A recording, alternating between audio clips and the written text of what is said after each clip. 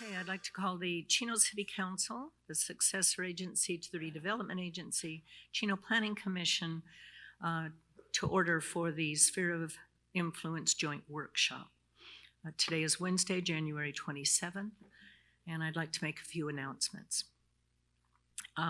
If you haven't already, you can go to webinar link https://register/7730351107541541541645.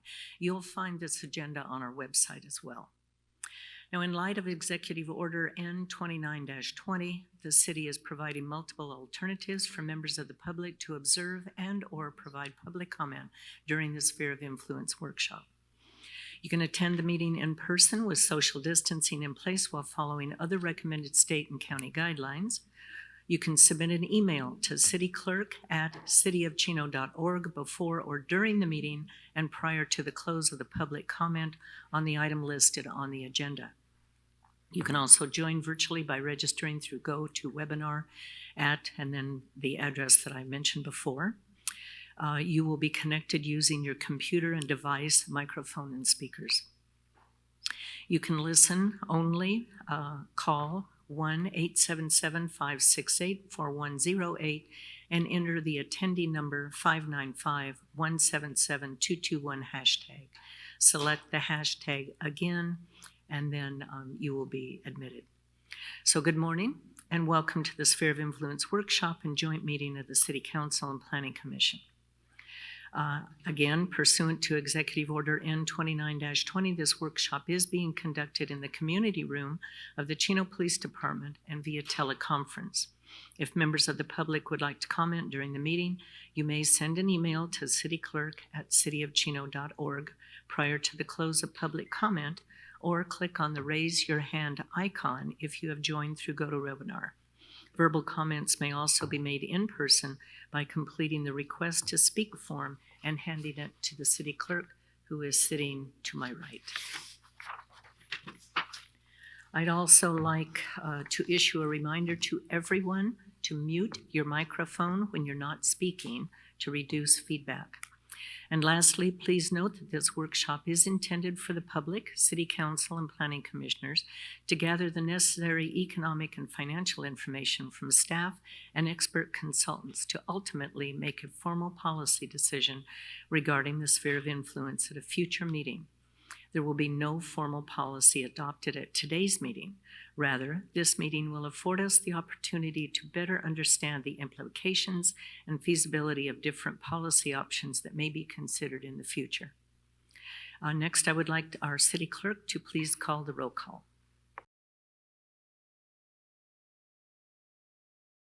Councilmember Comstock?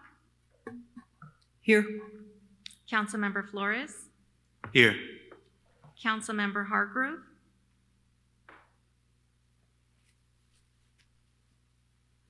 We'll come back to him. Mayor Pro Tem Lucio? Here. Mayor Ulloa? Here. Councilmember Hargrove is participating remotely. Councilmember Hargrove? Councilmember Hargrove, I see that you're on mute.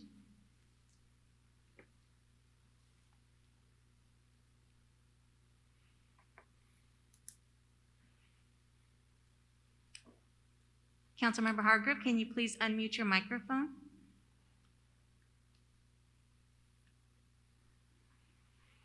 Mayor Ulloa, Councilmember Hargrove is participating remotely. We did do a sound check prior to the City Council meeting. Okay, thank you. So all members are present. I'd also ask that Rosa Holguin, who's our administrative assistant, conduct the roll call for the Planning Commission, please. Vice Chair Moore? Present. Commissioner Pocock? Present. We do have Commissioner Lewis remotely. Commissioner Lewis, can you hear us? Here. And absent, we have Commissioners Nastasi, Cisneros, Alexander, and Chairman Blanchard. Okay, thank you. Next, we have public comment. This is the time and the place for the general public to address the council about subjects that do not appear elsewhere on the agenda. Due to council and commission policy and Brown Act requirements, action will not be taken on any issues not on the agenda. This is in accordance with ordinance number 97-08, Chino Municipal Code section 2.04.090. This limits speakers to more than 5 minutes in which to address the council, except as provided under Government Code 54954.3B2.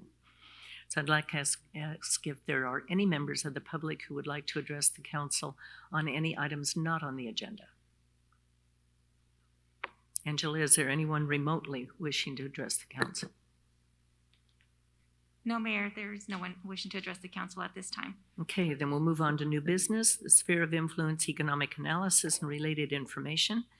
Our first presentation will be provided by Nick Lagori, Director of Community Services, and Warren Morleone, our city planner. I'd like to also announce that we will be having several breaks. And instead of waiting till the very last for public comments, before each break, I'm going to see if there are any comments pertaining to the items that were just presented prior to the break. So, Nick? Thank you, Mayor Ulloa, council members, commissioners, and audience members today.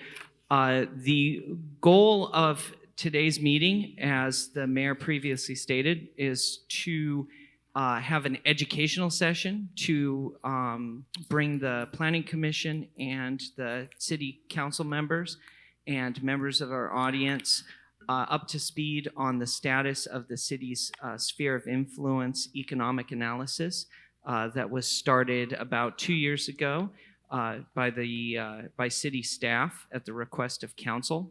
And so the format of our workshop today we'll have a kind of a background and history of where we've been on this by our city planner, Warren Morleone. And then I will have a presentation on the concepts and terms of annexation. It's going to be a lot of terms used by our consultant with regards to the various scenarios that were tested in the economic analysis. And so we want to make sure that we have a clear understanding of ththose items. So I'll be going to that. We'll be having a short break, and then Bravish Malavarapu from our consultant, Stanley R. Hoffman Associates, will be going through the kind of meat of the economic analysis. So that's our plan for today. So I'm going to go ahead and hand it over to Warren to start us off. Before I get started, I just want to also mention that since it is a workshop, feel free, Council, Planning Commission, to ask any questions during the presentations, after each segment, or even at the end. We have a Q&A portion of the workshop, so we can also answer your questions then, okay? I had this slide, but I think the mayor had already mentioned and Nick had already mentioned that the goals of the meeting.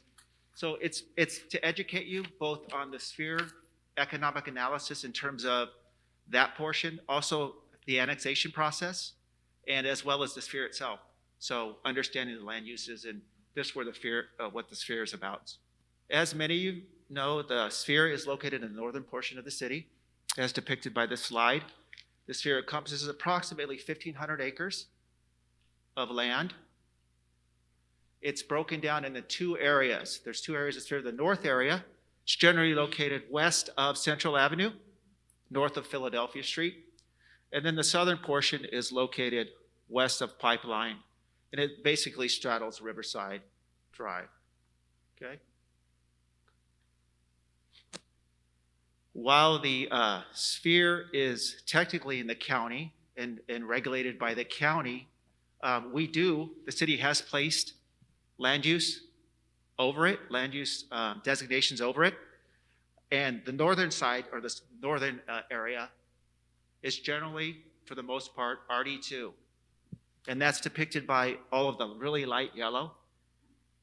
There is some portions of the RD 4.5, which is the darker yellow at the bottom, a little sprinkle in the middle, and then on the very west side, west of East End Avenue, we have some industrial area. That's what's currently on the north side. In the southern sphere, it's also made up of a majority of RD2 land use designation, but it has a variety of other land uses. At the bottom, you can barely tell on the left side of the screen where the red is. There's a pocket of RD1 in that location. The red is commercial land use designation. And then the rest of the yellow, that's a light, that is RD2. As you go along Riverside Drive, and I'm just going to go from left to right, with the on Riverside Drive, there's a pocket of office commercial, then it transitions into RD 4.5. As you continue to go east, the corner of East End and Riverside, that's commercial, both sides, just different type of commercial. And then you have the high-density residential depicted by the brown, dark brown, excuse me, and then the purple is mixed use, okay? So hopefully that gives you an idea of where the sphere is and sort of the land use designations for the sphere. So how did we get here? The city currently is the sole provider of sanitary sewer service. Excuse me. In the past, developers or property owners would come into the city and they would develop, they want access to sewer, they would provide an irrevocable offer of annexation, and they would be allowed to develop as long as they were consistent with the general plan. This led to piecemeal development. So the council at that time said, hey, look, wait a minute, we have to see what's going on. We have to understand the sphere and how this is occurring. So what they did is they said, hey, look, let's give some direction. Let's go ahead and change our current policy to now require somebody that comes into the city to actually annex if they want sewer service. And that was done in 2018. Then they also asked staff to do a fiscal analysis to understand the cost of annexing the sphere. Okay. With that direction, they asked us to look at 4 separate scenarios. Status quo, basically what we've been doing in the past. We would, property owner would come to us, hey, we want sewer service, we're in the county, but they would provide an irrevocable offer of annexation. They would be consistent with the general plan. They would be allowed to get sewer service. So that's the status quo. The second one is the county islands. So annexation of the county islands. County islands are identified by LAFCO. I'll let Nick touch on it. He's going to touch on it a little more. But it's basically taking areas and incorporating those. The third scenario the council asked us to look at is the phased or partial. That's basically what it says, just pockets of the annexation area. Hey, let's pull those in and annex those. What would the cost be for that? And then the last one is, hey, if we took the whole sphere, what would that cost be?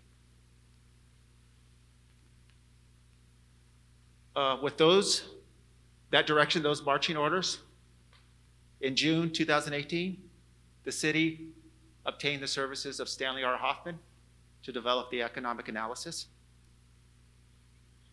And then between June 2019 and October 2019, a couple of things happened. The first thing is that the city established a steering committee for the sphere of influence economic analysis. And that was made up of a number of stakeholders in the city. And they provided input. They provided a look at what we were doing to see if we were going in the right direction based on these key stakeholders. And during that time, we also completed the draft economic analysis. I think it's important to also point out that a couple of delays occurred during this time. One is Stanley Hoffman actually passed away while we were drafting the economic analysis. And so that delayed us a little bit. And the other thing I wanted to mention is we had the COVID thing that happened, the pandemic, and that actually delayed the ability to get together and continue the study of this economic analysis. And then the last thing I think I'll touch on is the recent change in sewer connection policy. So Remember I said that the council and the city changed the policy to say, hey, look, property owner, if you want sewer service, you would have to annex into the city, and that was done in 2018. Recently, I think it's September, the city changed the policy to now allow property owners to go ahead and gain sewer service without annexing into the city, just like it used to be prior to the 18 amendment. I think that's it. I'll go ahead and turn it over to Nick, and he'll cover the next portion of the presentation, unless you have any specific questions at this time. Are there any questions so far from planning commissioners or council? Okay, thank you. All right, thank you, Warren. So now I'll run through the mechanics of annexation, the LAFCO process, and what some of these things mean in terms of the sphere and land use planning and how it relates to state law. So the Local Agency Formation Commission, this is a body that is established. There's one for every county. They are, we call them LAFCO for short. It's created by state law. They draw the lines. So the LAFCO is the board that gets to decide what pieces of territory go into what cities, special district, community service areas, and various vehicles to provide public services to people. The makeup of the board is elected supervisors, county supervisors, representatives of city councils, representative of special district boards, and also a at-large public member representing the public. And so they sit and they deliberate on issues affecting organizations. So who gets to provide what service where, what parts of county are incorporated into cities or other vehicles for providing public service. What they generally don't do is are between counties.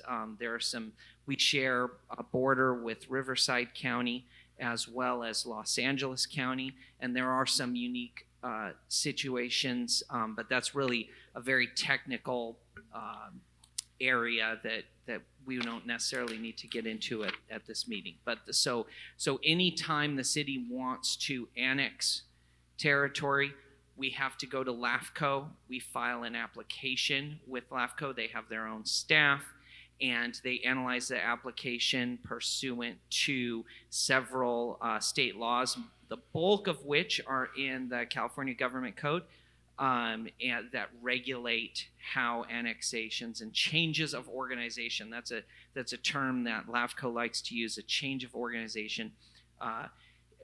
When you have changes to boundary lines of these various entities, they regulate that. So what is a sphere of influence? Well, every city has a sphere of influence, as well as special districts have spheres of influence. And that's essentially the area to which they would extend their services. For a city, a sphere of influence is an agreement between the county, the city, and LAFCO about what parts of the county will ultimately become part of the city. So Chino's sphere was generally, we're still doing some research on this because of the impending action by Monte Vista Water District, looking at expanding services within their sphere of influence. But Chino's sphere is generally established in 1975. It included portions of what is today Chino Hills. And then it was further refined subsequent to the incorporation of the city of Chino Hills to essentially follow the boundaries that it has today along Phillips Boulevard to the north, and then the boundary with LA County and the city of Chino Hills to the west. There is a state goal. So this is in the state law regulating LAFCOs, of having logical service boundaries. So that's one of the things that has been refined over the years in state law as it relates to changes of organization and how boundary lines are determined, is because the state has a goal of having logical service boundaries and not having cities have little arms and fingers that go out into different areas. Another concept, as we get into the discussion of taxation, one of the concepts is that the state doesn't want cities taking the good land and leaving the county with the not so good land, because then that has economic implications for counties. So that's generally what a sphere of influence is. So planning in the sphere of influence. So Warren went through the city's current general plan for the sphere. All cities, per state law, are required to plan for their sphere. So when we have our general plan, we go through our general plan process. The city has to include the sphere in its general plan. But because it's not incorporated, because it's not part of the city, we do not have any land use jurisdiction. So our general plan is really accommodating for the growth of the city into the sphere area. And so the city does not have zoning in the sphere. We only have general plan land use designations. But when the city goes to annex a portion of the sphere, we have to do what's called a pre-zone. So the legislative body, the city council, takes an action to say, we want to go to LAFCO, we want to apply to annex this territory, and this is what we want it to be zoned. From a consistency standpoint, going back to state general plan law, you need to have your zoning consistent with your general plan.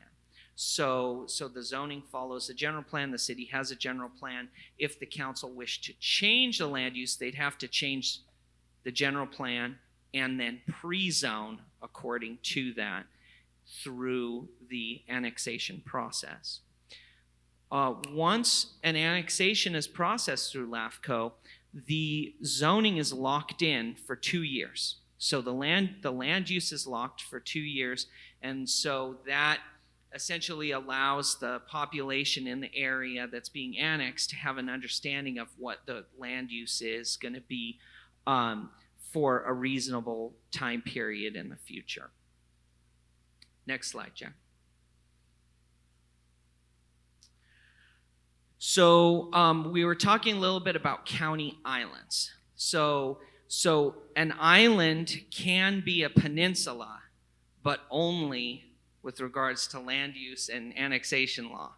That's a lame planning joke. There's county islands are defined by the state law and LAFCO. So the county island is an area that is what we would say is substantially surrounded by the city. So they are pockets of county that have city around them. They are only determined by certain rules and specific legislation that says that this is how you define it. And there's an 8-part test that goes into determining whether or not it's an island. So for general purposes, San Bernardino County LAFCO says it's got to be 60% or more surrounded. So that would be a measurement of the perimeter. The LAFCO identified our islands in 2005. Those are illustrated on this map. They're also illustrated in the study.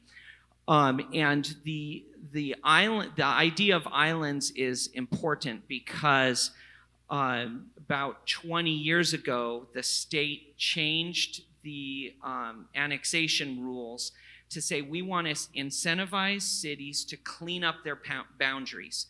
We don't like these jagged boundaries. We want logical service boundaries. And so as an incentive to clean up their boundaries, we're going to allow cities to annex those islands, those county islands, under different and more streamlined rules.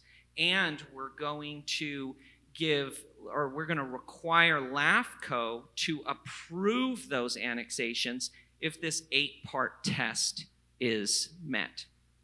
And the 8-part test is essentially, as long as it's not prime agricultural land, it's less than 150 acres, and several other things, some dealing with special tax arrangements with the county and other things. If you can meet all those things, LAFCO is compelled to approve those annexations with no protest hearing. So when we start talking about the scenarios, and one of the scenarios we're looking at is the county islands, why that's important is because those are annexations that would be relatively easier for the city to process. The city could go to LAFCO. It could say, hey, LAFCO, you have identified an island. We want to annex it. LAFCO would move that application forward. We have to do community outreach to the residents. We have to do educational sessions with the residents. That's required by the LAFCO rules. But when it came to the actual LAFCO hearing, if the annexation met the 8-part test, the LAFCO board is compelled by state law to approve that annexation. The other important component as it relates to taxes is that the city gets its full traditional property tax share. It's 10.8% of the ad valorem real estate taxes to annex those properties, which leads me to the next slide. Jack?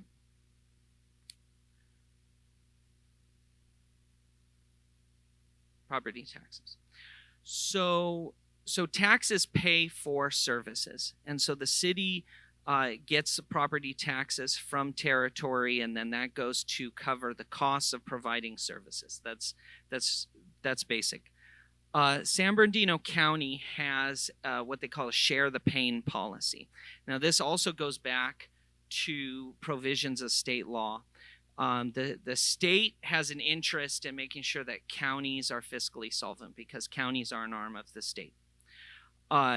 There's some law that was passed kind of in a series in the early 90s that was responding to incorporations that were happening in the late 70s and early 80s, subsequent to the passage of Proposition 13, where cities were incorporated and they were taking kind of the best land in various counties, the most economically viable land, and becoming cities. And so that was having a significant impact on county budgets. And so the state said, no, we can't do that. We have to make sure that counties aren't cannibalized by incorporating cities. And so there became the state policy of making sure that counties were able to remain fiscally solvent.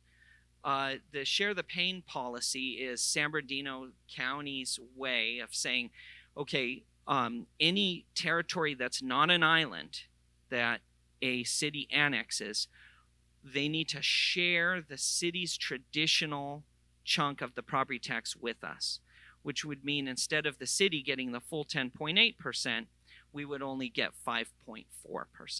So these are for non-island areas. So outside of those 7 different areas that was on the map on the previous slide, any annexations, they're non-island areas. The county's current policy is that we have to split the city share with the county. There's also vehicle license fees. So in the economic, and this will come up when we start really talking about the economic analysis, we have the 4 scenarios that were laid out. And under those, there's 4 alternatives. So you have 16. That's a lot. But the 4 alternatives can be broken down pretty simply. The first is the base case, which is share the pain, so only get half the property tax, and no property tax in lieu of vehicle license fees. So when you pay to register your car, you pay a vehicle license fee. That money goes to the state. There's a formula by which the state transmits some of that money back to the cities. current state law says that when we annex territory, we don't get the money generated from that in lieu VLF. So that's something that the city doesn't have control over. We have some control over what our property tax agreement is with the county, because the county has the ability to negotiate that. But on the VLF in lieu, we have no ability. So the four alternatives are the base case, which is share the pain, and no VLF. Then we have an alternative where there's no share the pain, where we get the full property tax share, no VLF. Then we have a third, and then the alternatives 3 and 4 deal with if we have the share the pain but got the VLF, or we got everything, got the VLF and we didn't share the pain. So the reason why we included this debate on VLF or not is not in the last legislative session, but in the prior 2 legislative sessions, there have been bills proposed to remedy this VLF because there are certain cities that, when annexing large areas that would be able to develop, are really being hampered from providing services or just looking at it as an economically viable thing to do, because the state law says that they don't get the property tax in lieu of the VLF. So that's why we studied that. But we don't know if that's going to happen. And it would take, again, a legislative change at the state level. State policy would have to change to allow for that VLF. So we're really mainly concerned about the base case and the alternative one, which is us getting the full share of the property tax. And Nick, the VLF is kind of an outlier. will the county ever agree to give you the full 10.8%? That is an excellent question. And so the answer is maybe, but it depends on what the goals would be and how the city and the county could mutually accomplish those goals. So because the county is going to argue that they still provide services to the area, even if the city's incorporated and we're providing police, the fire district's already providing fire, we're providing trash services, we're providing street maintenance, street sweeping, all of those things. The county's going to argue, yeah, but we provide environmental health and behavioral health and county library, and the sheriff still, operates in the county, and so they're going to make those arguments. So when it comes down to it, it's really about what is the impetus for the area becoming part of the city, and is the county willing to make the trade-off in the revenues to not have to provide the granular level of services that they're providing today. And so that's something that really is going to come from our city council and the board of supervisors, and how what are the priorities in terms of annexing that land. And that's where that negotiation will come to, in terms of if we could get them to come down off of the 5.4% and provide a higher percentage to the city. Or maybe there's a plan to phase it out over time.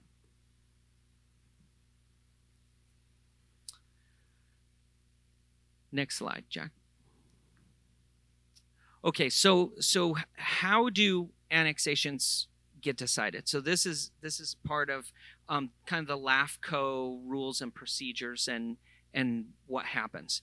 So the short answer is it depends. There's a very if you were to write it out as like a flow chart or algorithm, it gets kind of complicated, because it really depends on the specific annexation that you're looking at and what the circumstances are. But generally, the first thing we look at is how big is it and how many people live there. So if it's above a certain size and it's uninhabited, so the test for uninhabited is it has less than 12 registered voters. The annexation area has less than 12 registered voters, It's uninhabited. And so the input that the public gets to have on that is based upon land ownership. But if it has more than 12 registered voters, then it's inhabited. And then it becomes, depending on the size, it becomes a balance between land ownership and voters, residents. So the second thing is how many people want in or out. So when a change of organization is initiated by LAFCO, they're gonna send a letter out. They're gonna ask people, do you protest this? Are you okay with this change of organization or not? Depending on how many people respond, that will influence the process that LAFCO takes. So for an inhabited, which is generally what we're going to find in the city of Chino spheres, we're going to find inhabited annexation areas. If you have more than 50 respond protesting the change of organization, more than 50%, I'm sorry, not 50 people, but 50% of the registered voters say, no, we don't, then LAFCO will terminate the process. They'll say, okay, this is not right. If it's between 25% and 50%, LAFCO will initiate a ballot measure. So they'll work through the registrar of voters and actually initiate an election to determine. If it's less than 25%, then LAFCO will move forward with the change of organization. So those are the thresholds that LAFCO looks at. And that speaks to, you know, the protest hearing and the whether or not the popular vote, depending on how many people protest the change of organization that is proposed. One of the issues that comes up is this idea of irrevocable offers. So in the past, the city has required, when we do what's called an extraterritorial service agreement. So those are folks that are receiving sewer service from the city, but they are not within the city limits. The LAFCO terminology is it's an extraterritorial service agreement. And the folks who have signed up for that, we have required them to sign irrevocable offers and record those. But that is not a LAFCO document. An irrevocable offer is essentially a contract between the city and the property owner. So if a protest hearing occurred on a particular territory that was to be annexed, it's not LAFCO that's going to enforce the irrevocable offers, but it's the city. So those folks could conceivably vote against or protest a hearing, and the city needs to pursue the irrevocable offers on those properties to try and invalidate those votes. So it's kind of an interesting tool in that the more recent they are, they're probably easier to enforce, but the older they are, they may be more difficult, especially if the property's changed hands or things like that. So that's something to keep in mind as we look down the road in terms of annexing and where areas we annex, and then how many irrevocable offers are in those areas. Next slide, Jack. So I just talked about that. Next slide. So that kind of wraps it up for me. So I think what I'd like to do is see if the council or commission have any questions about the material we just talked about. And then we can take a short break and bring our consultant on to talk about the economic analysis. Yeah, I just, so we know that there's an ability to protest. Have we done any outreach out there to find out if the majority of the people in the sphere are interested in annexing? And do we have any numbers? I mean, is this something that most people out there want, or is this something that they don't want? Because it seems like we may be putting the cart before the horse if the majority of the people don't want to annex, and we're going to go through this whole process, and then later on we'll find out that they vote against it, and there's nothing we can do. So have we done anything like that? We have not. So we do not know what the sentiment is out there. We know there's anecdotes. I mean, staff talks to residents, we talk to property owners out there, but we do not really know. We haven't done a poll or any type of survey of residents in the area to see what proportion would be interested or under what terms. This was discussed when the council told staff, gave direction to staff to initiate the study, and it was discussed as a next step after the conclusion of the economic analysis. And so it's definitely something that was on the council's radar, and I think is a extremely logical next step in this process to actually find out what is the level of interest in the area to annex. Karen, do you have any questions? Any questions? Yeah, Mayor, I think earlier Warren mentioned that there was a SOI steering committee. Can you share a little bit more about that, what it was comprised of? Were there citizens from the city or just mainly staff and elected officials? Yes, so we had residents and business owners of both the city and the sphere areas, as well as representatives from the Planning Commission, Community Services Commission, and the Fire Board. So we tried to have a broad group of folks representing a whole bunch of interests in that area, both city and county residents. And so they essentially, they had the luxury of having 5 different sessions with staff going through in detail the analysis, the economic analysis that you have in front of you, able to ask questions of the consultants, learn about it. And really the goal was to have them kind of validate or gut check the information that that staff put together.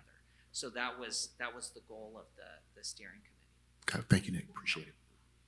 Are there any members on the phone of the council or planning commission that would like to ask any questions?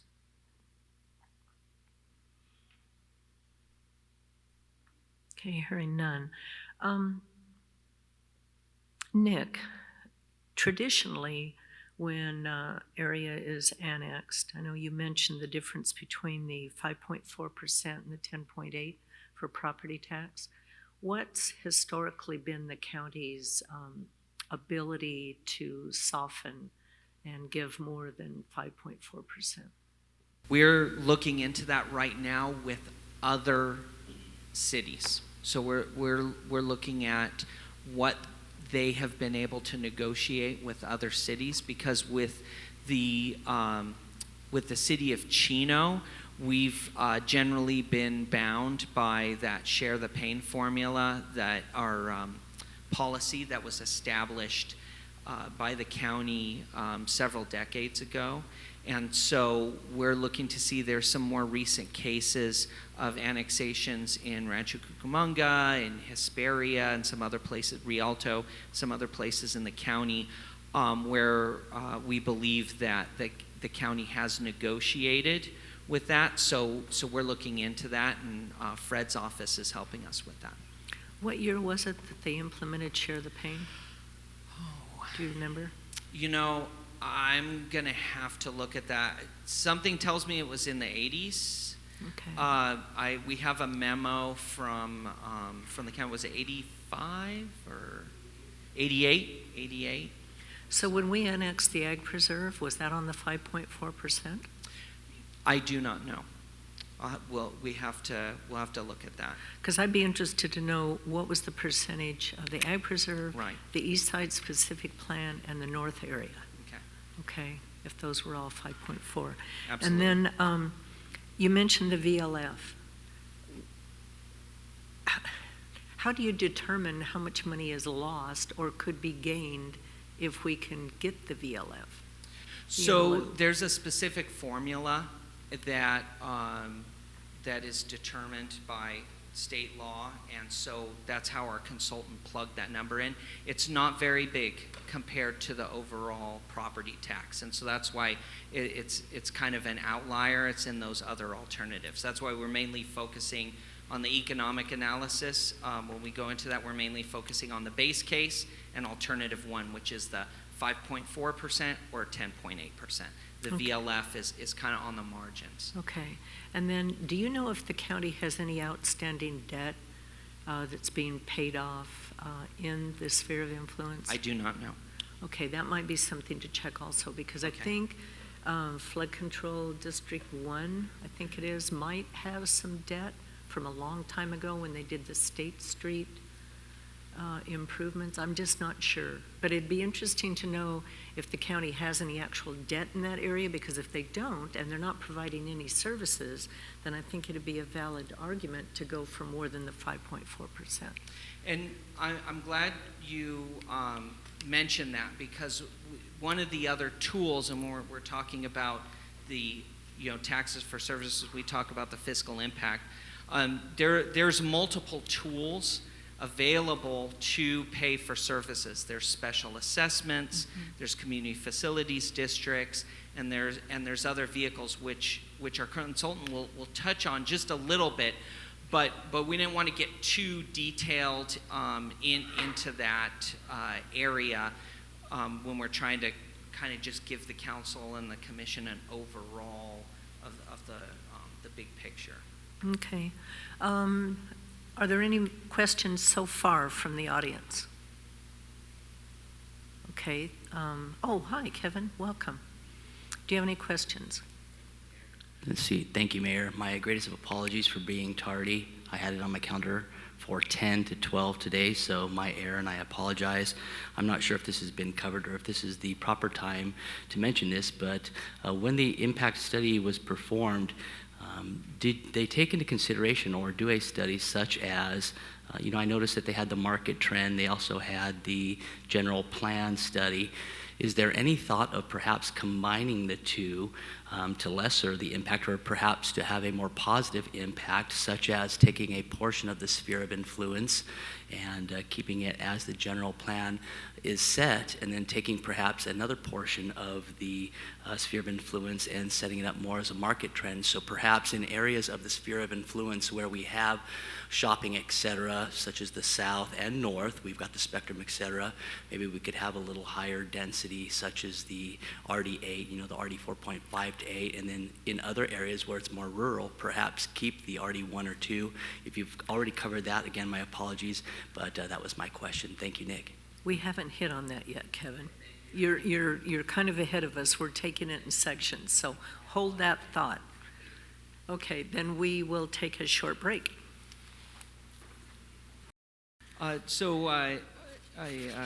Commissioner Cisneros' question before the break was kind of a good segue into what we're going to be discussing now, and that is the nuts and bolts of the economic analysis. The way to look at this, I would say, and this is what I explained with the steering committee when we were going through that process, is you could kind of picture it as a spectrum, if you will. The status quo alternative is essentially just take properties in to the city as landowners request them, and those properties would be presumably developed. So that's kind of on one end of the spectrum. The other end of the spectrum would be this idea of the what we call the market trend analysis, where you annex the whole thing, you do a specific plan that allows for development, property taxes raise, and so then that's kind of the other end of the economic scenario. And then you have things in between. You could have something that's in between the general plan scenario, what we call the general plan scenario, which is we would annex the sphere and leave the general plan land uses in place. That yields one result. And then we also have the islands, which is a little bit more saying, hey, let's clean up our boundaries, let's annex more territory, but we also get more property tax based upon the county policy. And so that's a little more expansive, but it's not as aggressive as annexing the whole thing. So that's where the policy element comes into it with the council and the commission in terms of where do we want to land on that spectrum. And so the economic analysis, it's really a tool to say, what happens to the city general fund when we annex in these ways or these areas, and what influence does a policy towards land use in the sphere have on that. So you really look at, it's not really like we're presenting a menu and you choose one. It's really trying to look at the whole spectrum of opportunities that are out there to help influence future policy decisions towards annexation. So that's really what we're getting to. So Bravish Malaverpu is our consultant with Stanley R. Hoffman Associates. He's a principal economist, and he is going to present the information to the council now. So thank you, Bravish, and go ahead. Thank you, Nick. You can hear me okay? Yes, we can hear you. Okay. Thank you. Good morning, Madam Mayor, Council and Planning Commission members, members of the audience, city staff. And thank you, Nick and Warren, for the overview of the policy issues that are in front of the council today. I will present to you the sort of the process as well as the results of our analysis. Now, these are this is information that has been included in the documents, set of documents that you all received. And this study was done in mid-2019, July 2019. And so at the outset, I will say that a lot of things have happened. And at the end, we have been being confronted with this whole pandemic situation, and the economic context has changed as well. But we did also do a quick sort of a check of current conditions as a sort of a sensitivity evaluation to see if our results from back in 2019 are substantially different from what it might look like if the analysis was done today.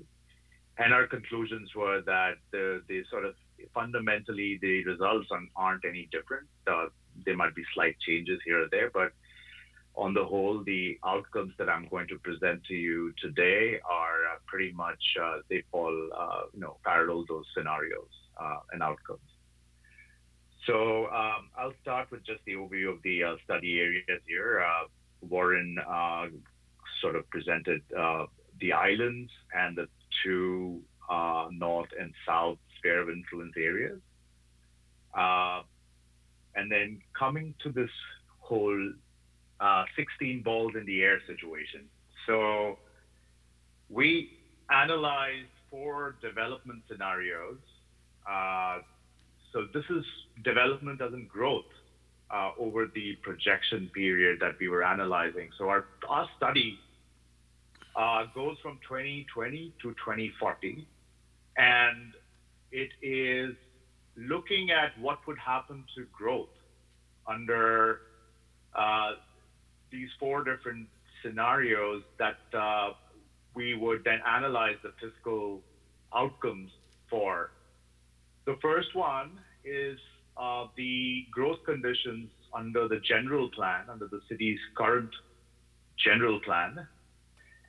The second one is a market trend analysis that we had conducted, looked at the historical trends and looked at where the region and the city was evolving and going. This sort of also informed our choices for certain types of residential, units and densities, and the way in which we also looked at the valuation factors that get then translated to the property taxes. Then we had the islands only scenario where as Warren and Nick mentioned, the islands are a little different from the entire sphere of influence because of the governing sort of laws that LAFCO sort of affords cities to make them whole. And then the status quo is what's going on right now with as developers are approaching the city and they get into agreement with the city on how they are annexing in to the city. So that is a historical sort of analysis of what's happening, what's been happening. And that is status quo, and we trend it out as we expect more development to, annex into the city. Now, each of these 4 development scenarios were analyzed for 4 fiscal policy alternatives. So I will actually, this is the development scenarios that I just spoke about. This is the fiscal policy alternatives that we are analyzing those 4 development outcomes. The first is the base case situation where Nick talked about share the pain. And in that, the sphere of influence upon annexation would contribute to the city's general fund. The property taxes coming from the sphere area would be at a 5.4% share of the 1% property tax on the valuation of the sphere of influence properties. The islands are different because they get the entire 10.8% share, as Nick mentioned. Now, I would like to clarify one thing on the property tax in lieu of the VLF. So the issue there is that back in 2004, the state actually took away the VLF from the cities. And in return, it compensated cities with a portion of the property tax.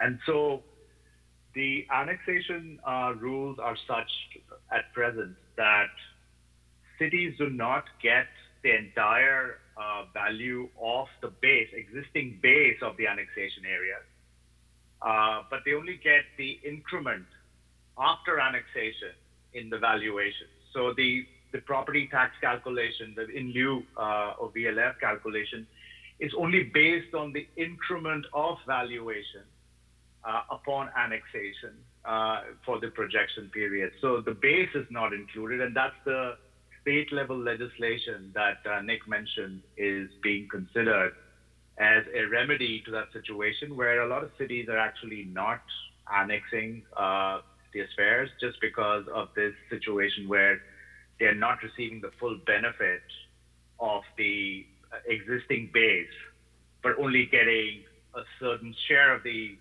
valuation in terms of the in lieu of VLF. So that's the base case situation where you're not getting the entire share of the property tax, and also you're only getting a percent. I mean, the VLF as measured by the valuation increase in property. Now, the second alternative, what we call alternative 1. So after the base case, we have 3 alternatives: 1, 2, and 3.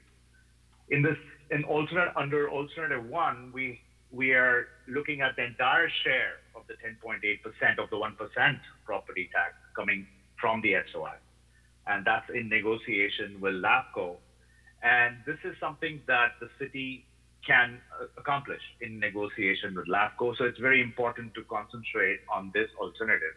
So there is a realistic chance that the city might be able to negotiate with LAFCO to get the entire share of the entire 10.8% share of the 1% property tax.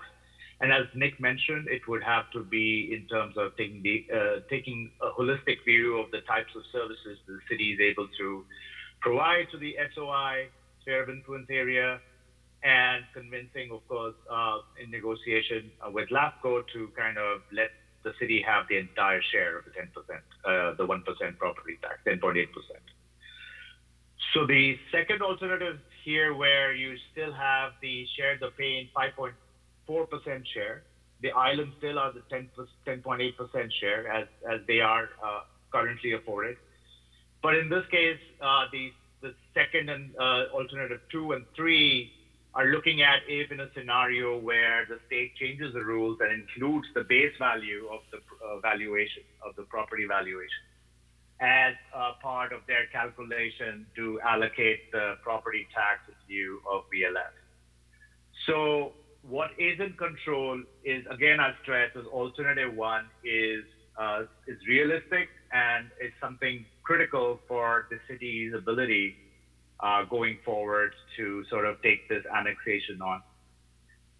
Now, I will compare, here I'm showing what we are seeing here is the growth assumptions for housing units under the 4 development scenarios that I mentioned. So we see that by 2040, the general plan, under the general plan sort of assumptions, residential zoning assumptions, we reach about 2,600 units as our development to be analyzed, the housing units to be analyzed. Under the market trend scenario, this is greater at 4,400 units. And if we look at the islands only, which is the annexing the existing islands, we are around 670. And looking at historical annexation trends, we arrived at around 480 units for the status quo situation where it's business as usual. We are anticipating 480 units if things happen as they do at present. So you can see that the market trend scenario is obviously coming out as the maximum growth sort of scenario for our analysis. So the housing units are obviously directly proportional or correlated to the population growth. And the markets only, we have about 15,400 odd increase in residential population compared to 9,200 under the general plan, and substantially lower under the islands only and status quo. Any questions so far? I'll take a pause here. Any questions so far? Yes, I have a question. This is the mayor.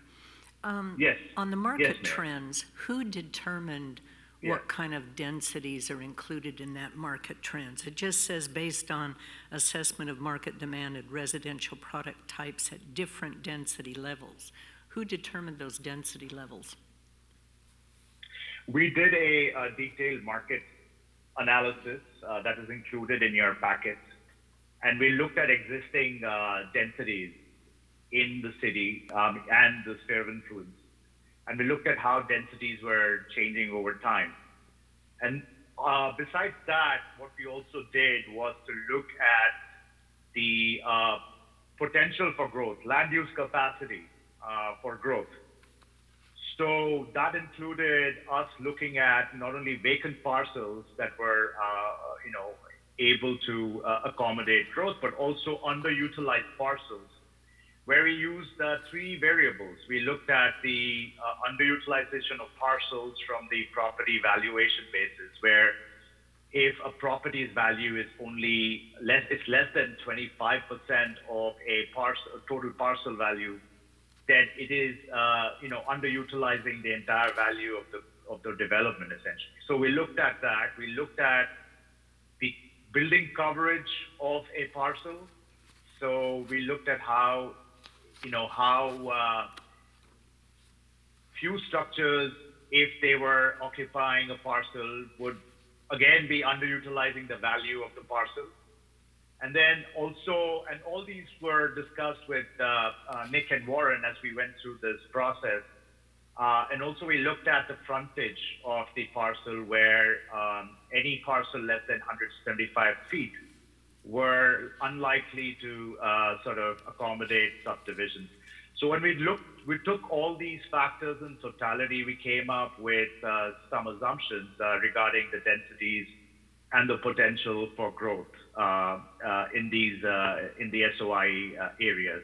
And of course, the same thing was done for the islands as well. And we looked at the underutilization of parcels within islands as well. Madam Mayor, does that answer your question? Yes, but there'll probably be more questions later. Thank you. I have a question. So I will, yes, sir. When we're looking at the sphere of influence and we're looking at the 10.8% tax, and then if we split it with the county at 5.4, so let's say we incorporate the sphere of influence and then somebody goes to move and sell a large parcel of land that needs to be then rezoned. Do we then, if it's rezoned and sold into individual homes, do we still only get the 5.4 of those individual homes, or does it switch back over to the 10.8, or does it always remain split with the county? Yeah, so it would be under the agreement with LAFCO, the property sharing agreement with LAFCO, so it would remain at 5.4%. Unless, of course, it's explicitly stated in the agreement that it's a 10.8%.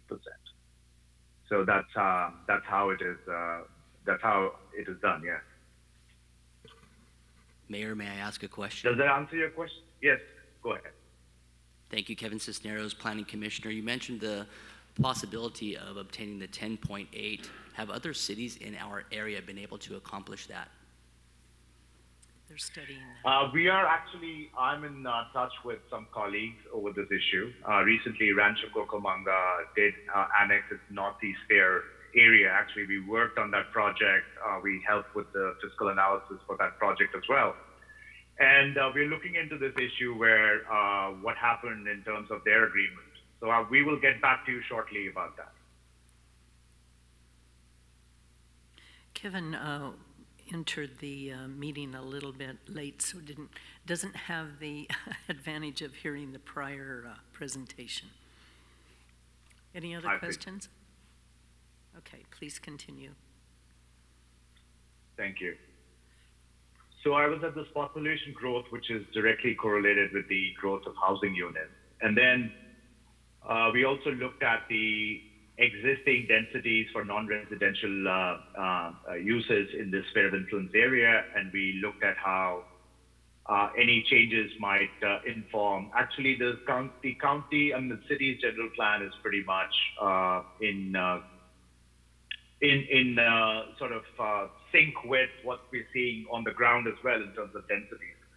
So you'll see here that the general plan and the market trends are actually quite similar. And of course, the islands only has, of course, the area, the total land area for the islands is substantially less compared to the entire sphere of influence areas. So you see that there is less amount of square feet, non-residential square feet in the islands. We also look at employment growth. Again, correlated directly to the non-residential square feet. By 2040, we expect employment growth in the sphere of influence areas to be around 1,100 jobs, more jobs. Of course, this is the 2019 study, so we're looking at conditions as it prevailed then. But I would say, as we have pointed out in our recent memo, we are looking at some recovery, ongoing recovery in the economy. The transportation and warehousing sector is sort of picking up. So over the long term, we see that these trends are likely to hold. And that's sort of actually in the long term, I think these numbers are still valid. But of course, we would want to do a more thorough analysis of current conditions, as we go along this process, as and when the council decides to pursue the annexation matter. The service population is a combination of residential population and employment. We take a certain percentage of the employment And we include that, with the residential population to come up with what is called the daytime service population, which the city's general fund services actually would have to serve as a matter of cost associated with the service population. So it's not the entire employment, but it is a certain portion of the employment in addition to the residential population. So you can see that going back here to the population, we have let's look at the market trends. We have around 15,460 residential population. The service population, considering the employment, goes up to 16,000. So it's higher than the residential population, but it takes a certain portion of the employment as well. Now, this is the overview. I'll be presenting the overview of our analysis in terms of what we projected as the fiscal impact on the city's general fund. So our study focuses on the city's general fund. So our analysis essentially, so this I'll come to later in my later slides, but we have to think about this as two variables. One is the revenues being generated by the activities, the land use and the activities of the sphere of influence, the annexation areas, and the islands, of course, on one side, which is the green side. And then you have the costs associated with the service population that I mentioned. That's on the red side. So what this shows is the difference between the revenue and the cost. And when the bars are below the zero line, it means that we are looking at some deficit. The costs are greater than the revenues, incoming revenues. So under the base case situation, which is essentially the 5.4% share of the 1% property tax, and the property tax in lieu of VLF only coming in via the valuation increase and not the base, as I mentioned earlier, it only looks at the delta, the increment of valuation. Under that assumption, fiscal policy assumption, we see that the general plan development is not generating enough revenues to cover the cost. And the market trend is also slightly hovering below the break-even point by 2040. This is a build-out at 2040. The islands only and the status quo scenarios are positive, and it's expected because obviously for the status quo, we are only taking on projects which make sense.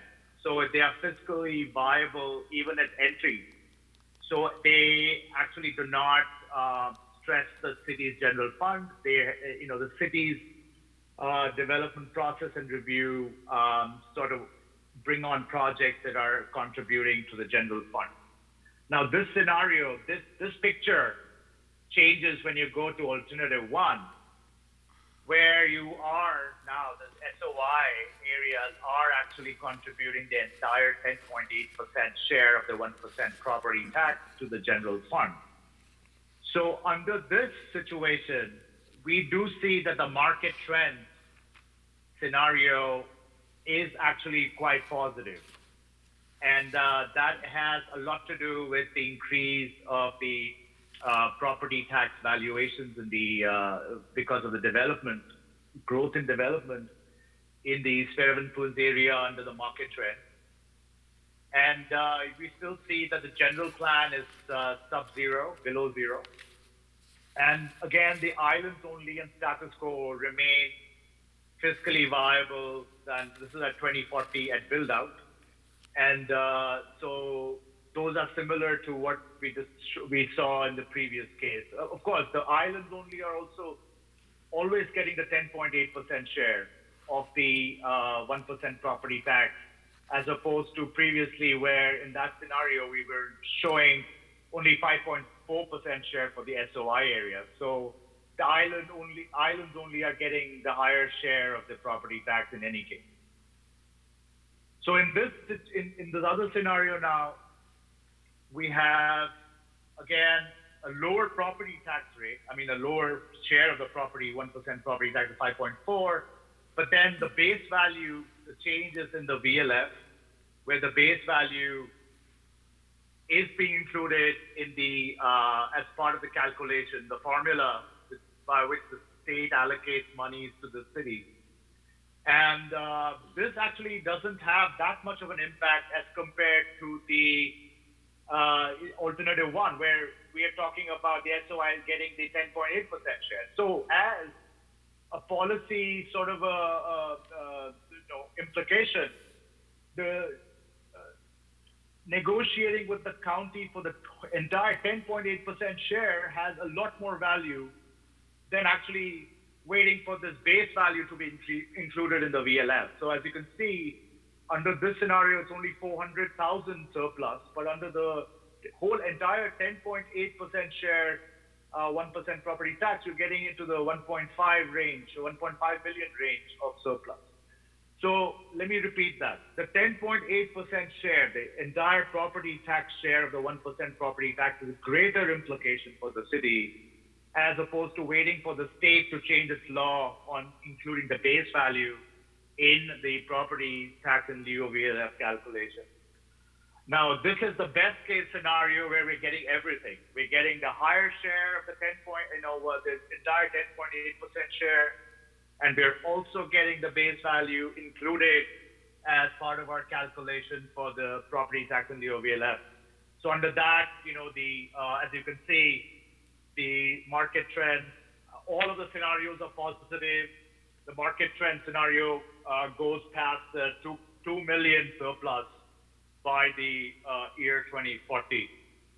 Now, this is a static picture of what the outcomes look like. Now, we, Nick, Warren, and I, we sort of were thinking about how to present further information on what these different policy implications, the fiscal policy sort of choices mean. So as I said, the alternative one, which has the greatest bearing for the city, where we are not waiting for the state to change any law, but we are in a position to negotiate with LAFCO for the entire 10.8% share of the 1% property tax. We're going to look at what happens to the development scenarios under the alternative one fiscal policy. Now, this is a little complicated, busy chart. So let me walk this, go through this a little carefully and slowly.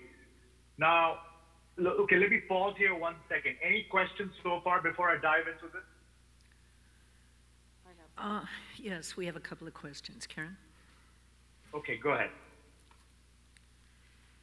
Well, you're probably going to cover this, sir, but in this chart, but I'm wondering what that number is based off your projections between the 5.4 and the 10.8 for us to make it more feasible with the negotiation with the county to even move forward with it. What would that number be? As well as is the share of the pain policy. Obviously, that's specific to San Bernardino County and not other counties. And if so, I think that's one of the problems, during potentially a negotiation with LAFCO, where we could say that policy probably fits the rest of the county with it being so big, but it's problematic to the west end, to the most populous portion of the county, as we entertain these annexations moving forward. So could you go back to potentially what that number would be?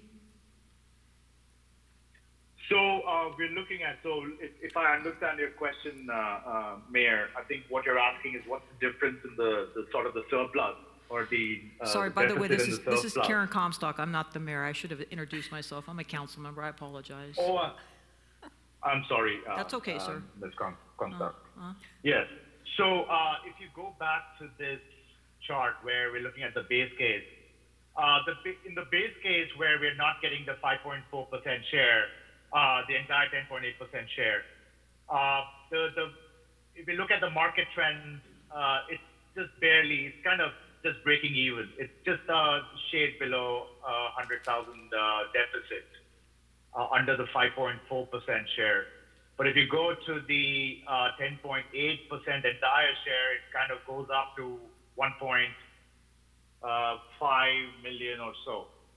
So it's definitely a difference of 1.5 million surplus going into the general fund at the least. If the 10.8% share, is not coming in, the entire share is not coming in. Does that answer your question? This is Matt, City Manager for the City of Chino. If you look in your agenda packets, the numbers are actually located, these slides are located in the agenda packet. If you look on tab 3, pages 9 through 12, you can get a sense of the actual dollar figures. I believe later on the presentation, he'll provide a cumulative effect. Okay. But the purpose of these slides, as I understand it, and please correct me, worst case scenario is your base scenario.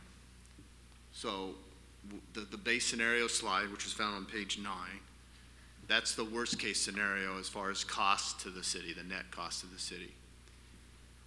The best case scenario is if you go to alternative 3, which we get everything, all the property tax, all the VLF.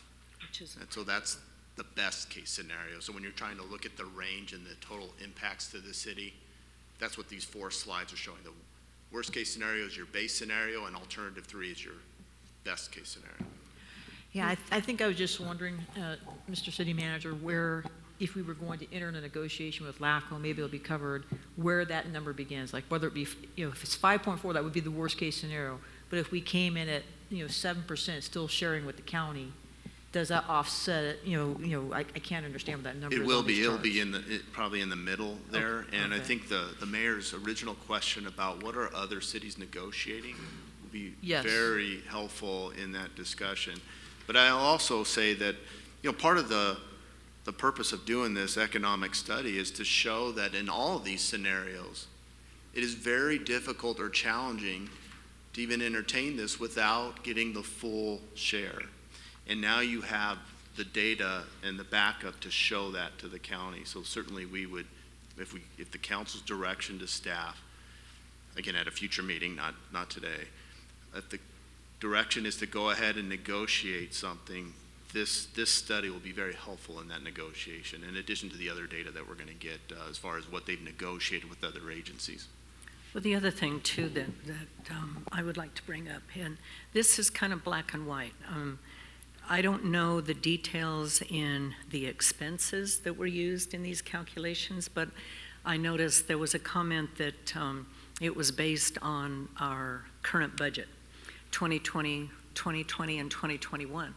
The problem is with that budget, when you're looking at our expenses, is we have extremely heavy public works expenses in that right now that are not normal. We're making up for 5 to 7 years of projects that were not done. So when you annex an area, it does not automatically mean that all of the services are going to be available.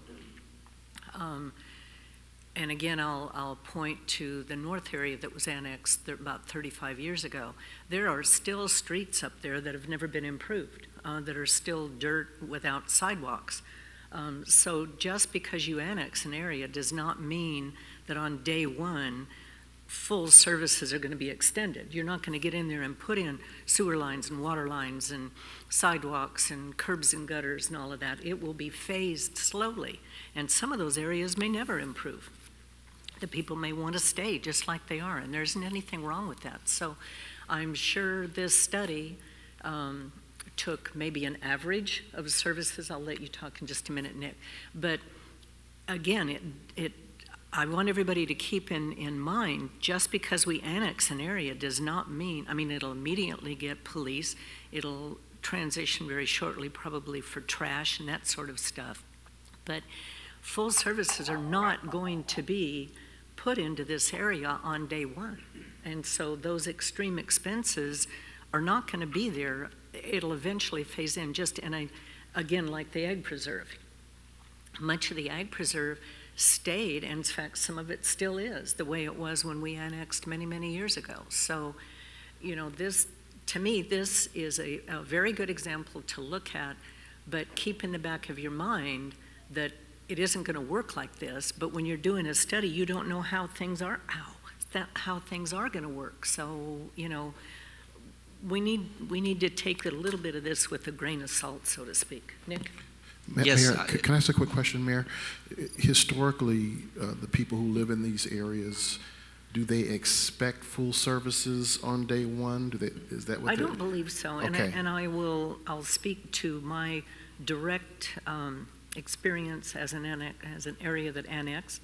We knew we were going to get police, which we were very happy about, but none of us were under the impression that the city was going to come in and put in sewers. In fact, much of our area, I think, ourselves, our neighbor across the street, and the one next door to us, because we paid for it personally, are the only ones on sewers since we've annexed. So I don't think anybody was under the illusion that we were going to immediately transition into full city services. We knew we would get police. Sure. We knew trash was going to, you know, change.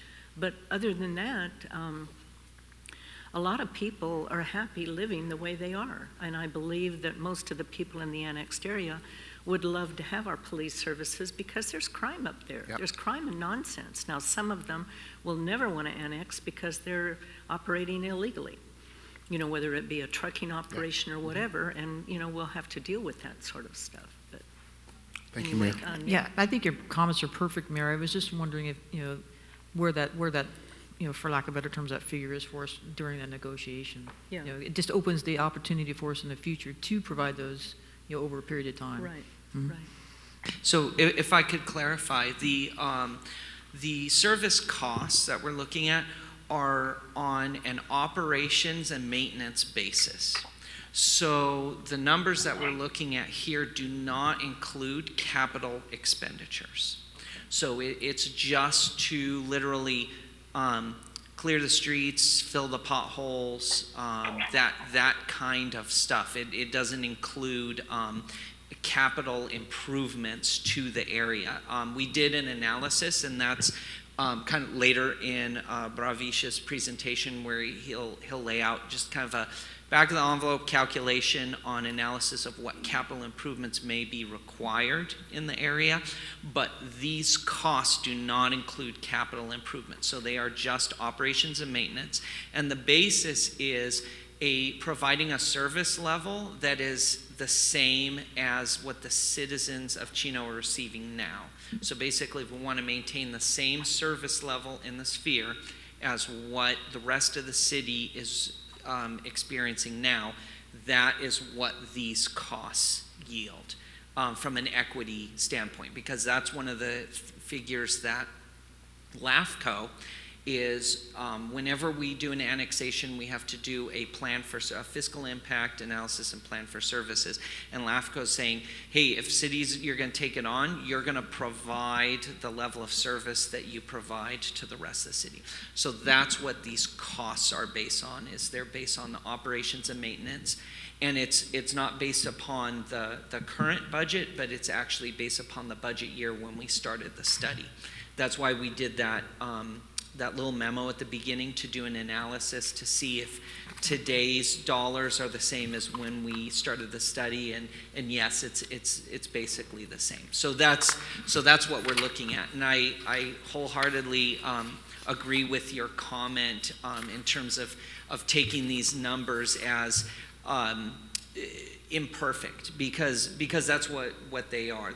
We're trying to take a snapshot in time as we look at 2020, 2030, and 2040, and it's not necessarily going to be that way, because there's there's 100 policy decisions by the council in between now and, you know, annexing under the general plan, or annexing and allowing for additional development. Well, I understand, you know, there were assumptions that were made, obviously, in order to do this study, but little things as I went through it, you know, triggered little red lights in my mind, like status quo stated any new annexation will need to connect to the city sewer system. That's not necessarily so. If we annex the whole area is not going to connect to the sewer, okay? So things like that. And then an estimated 1,609 units under the general plan scenario would require immediate public services. Well, define what is immediate public services. Obviously, our vacuum truck that goes out and cleans out storm drains and stuff, if there's nothing up there, then those services won't be extended. So I understand there were assumptions, but at the same time, we all need to understand also that's not cast in brass, right? There's going to be wiggle room in some of it.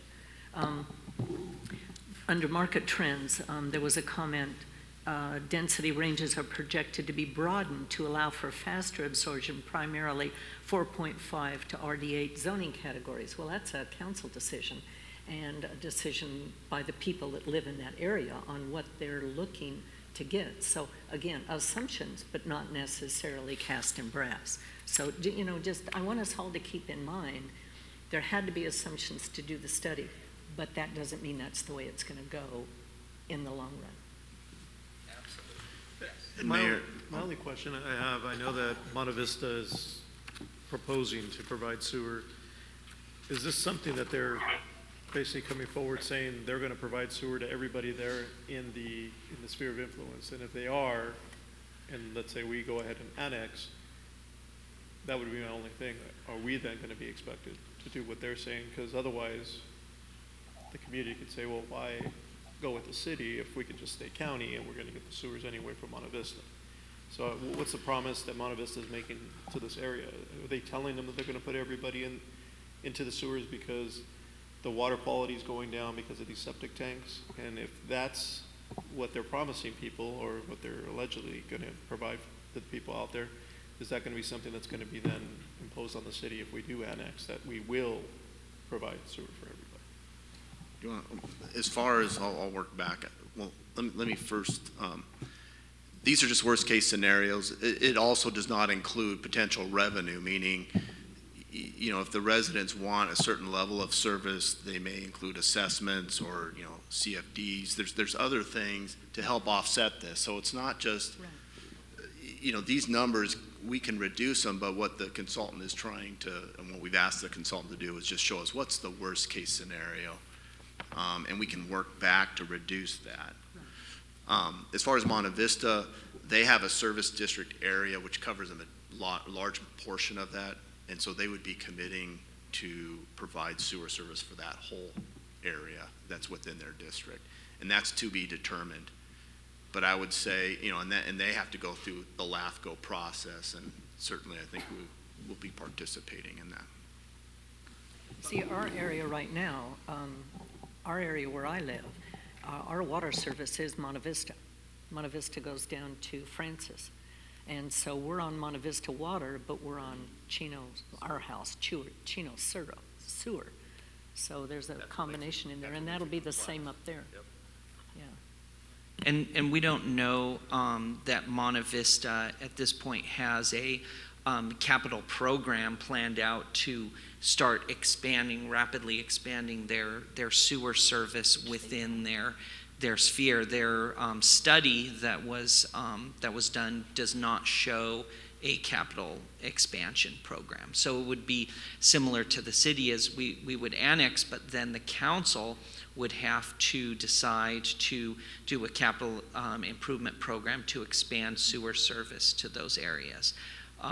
Just like Monte Vista, if they were approved to provide sewer service in their sphere, would have to program dollars for a capital improvement program to expand the main lines so that properties could hook up.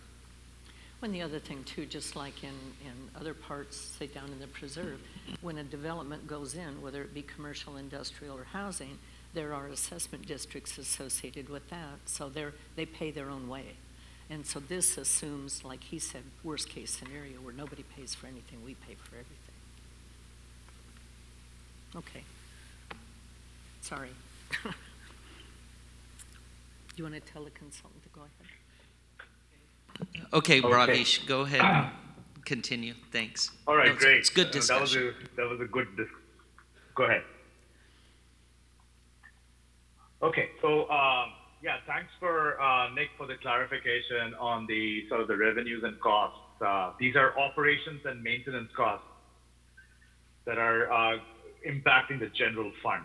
So the capital costs that we sort of discussed here are paid through different methods, and I can go through some of those methods as we reach that point.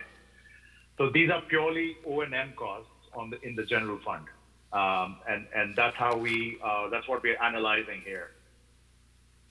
So, and I'm sorry, I hear feedback. I can hear my own voice there. Is anyone speaker on or something?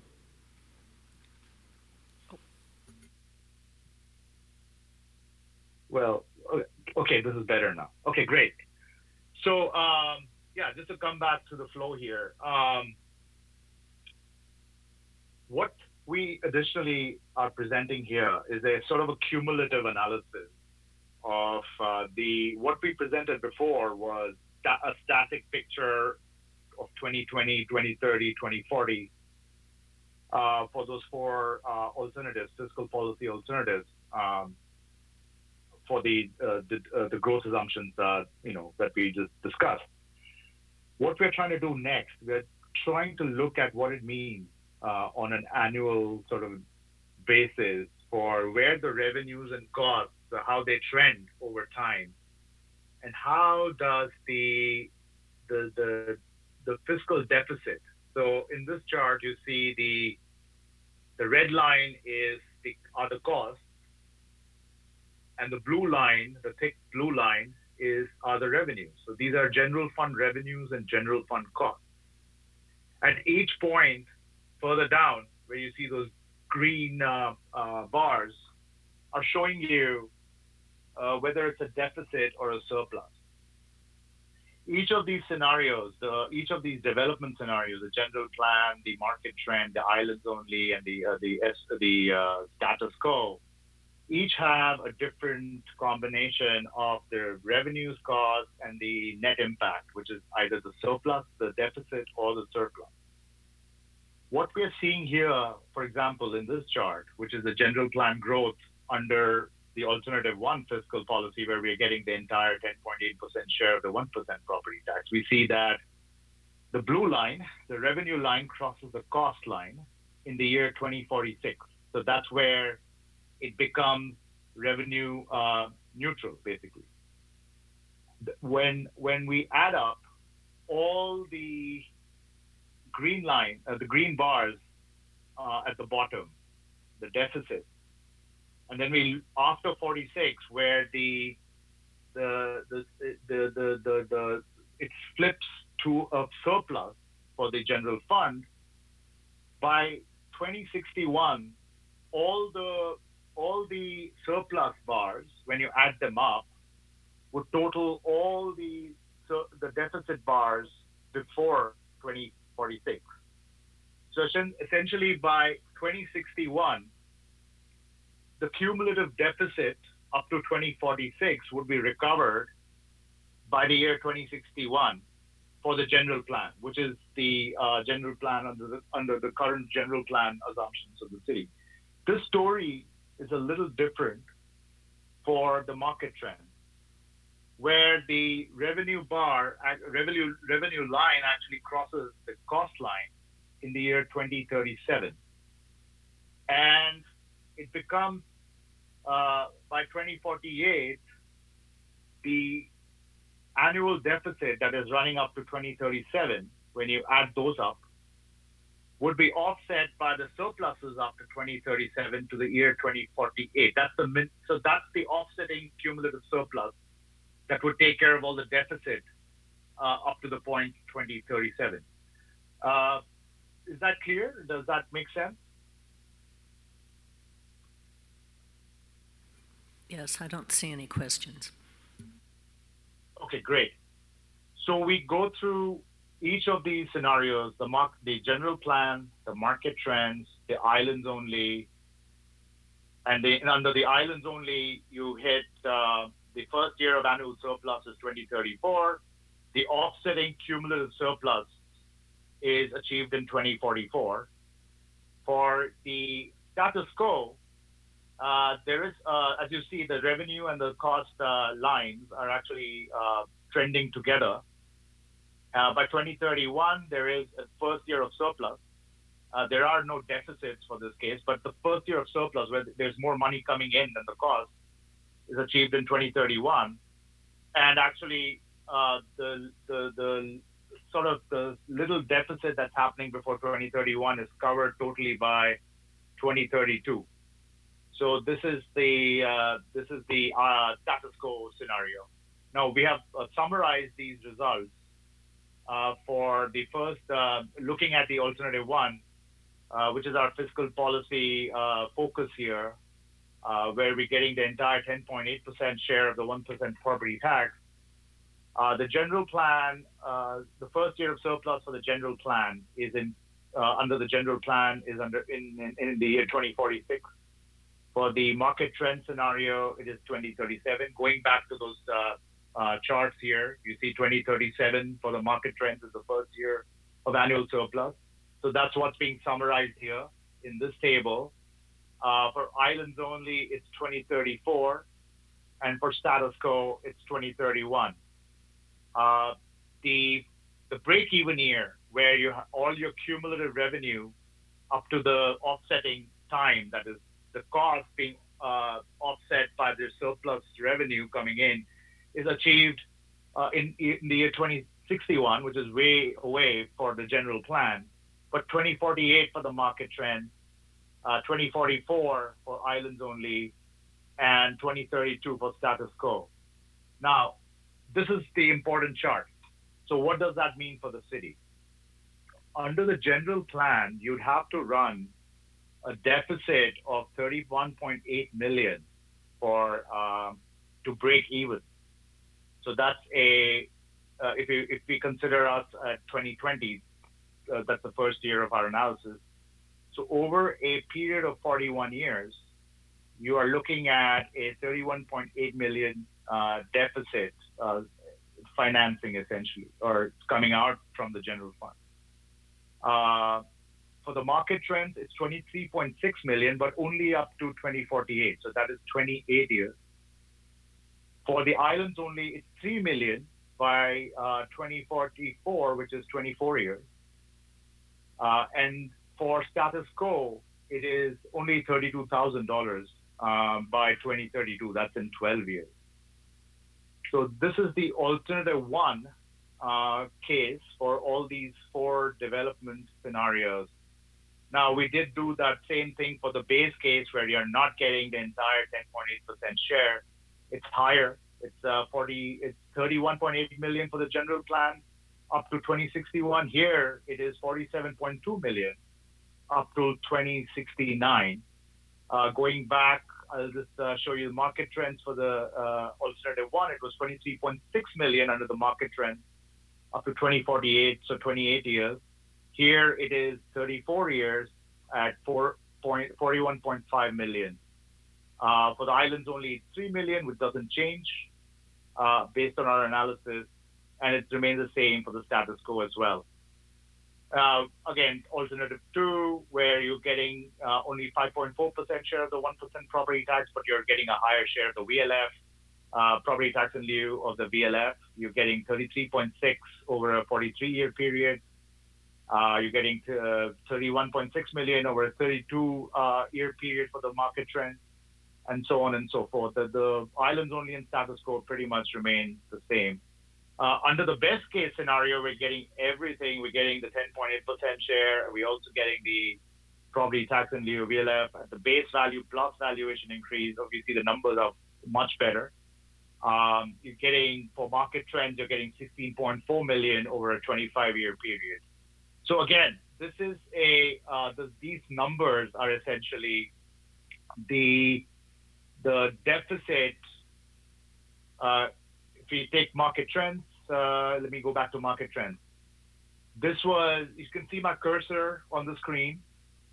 This was a sum of these bars below the zero, the break-even point. So this is a deficit that the city would run over this period, where it actually, the revenues actually, then we hit the first year of annual surplus. So those numbers are a summation of these bars at the bottom. So that's what this chart shows you right here the numbers of those green bars that are going below the break-even point, or the first year of annual surplus. Now, I'll pause here for a second if we have any questions, because it's a little probably a little dense material here, maybe. So yeah, please go ahead if you have any questions. Mayor, Yes, Matt. I just want to clarify, these are not converted to present value dollars, correct? No, these are all these are all $2020. Yes, it's as if everything were to happen right now. These are not net present value. Okay. Any questions from the Planning Commission? Okay. No questions from council. Great. So if I can proceed forward here, Mayor? Yes, go ahead.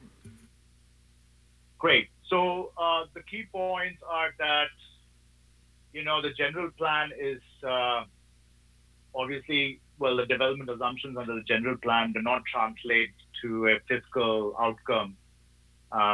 It's hitting a slightly positive outcome by 2040 at build-out for the under the best case scenario, but it's generally not hitting those fiscal numbers. The market trends is quite positive for the higher 10.8% share assumption, and as well as it's extremely positive under the alternative 3, where we're getting everything. The islands only and the status quo are fiscally sound. They are sort of coming in at obviously lower development levels, but also at higher sort of rates of efficiency. So the islands only and status quo are sort of the the safe options here. The SOI annexation options are, as we have stated before, the policy implication of that is that we do need the 10.8% share in negotiation with LAFCO to get the entire share of the 10.8% property tax, 1% property tax. Now, Nick had talked about. Excuse me. Go ahead. Can you go back to your status quo? Go back a couple of slides. Okay, right there. You're saying that this is because these units are projected to be absorbed at a relatively higher valuation for the lower density product types in this scenario, primarily RD2 and RD4.5. Okay, in areas where existing sewer line connections are available, which are not that many places. The problem with the status quo, and I know there's no way to put numbers on it, is that the county, they would want to annex to hook up to our sewer now, possibly if Monte Vista doesn't get in there, provided we go along with what the county wants to do. The problem is the county is not developing according to their general plan. They're going much higher in their density. So the problem that I have with status quo when we're looking at some of these numbers is the county has no intention of staying with their general plan. And I don't even know how you work around that kind of scenario, but they're not going to be building what they're showing. They're always going to go higher density. So Nick?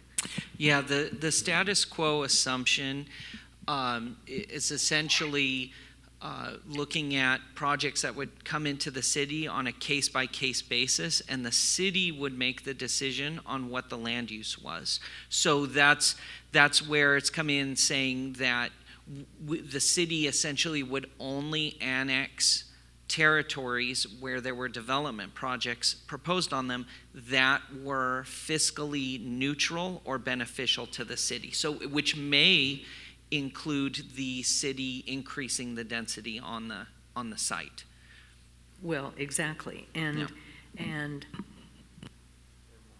there, if we don't go along with the density increase, they're going to develop anyway, which means eventually unless we give that sphere of influence to Montclair, eventually we will be annexing county territory that is not in accordance with our general plan, which has not been built to our standards, which does not have development impact fees accumulating to do off-site development. I mean, there's a whole bunch of negative scenarios with the status quo, which I know we can't put numbers on right now, but it's a much greater problem than what we're seeing on these charts. I just wanted to make that point. Sorry, go ahead. No, Mayor, just one more Yes. comment.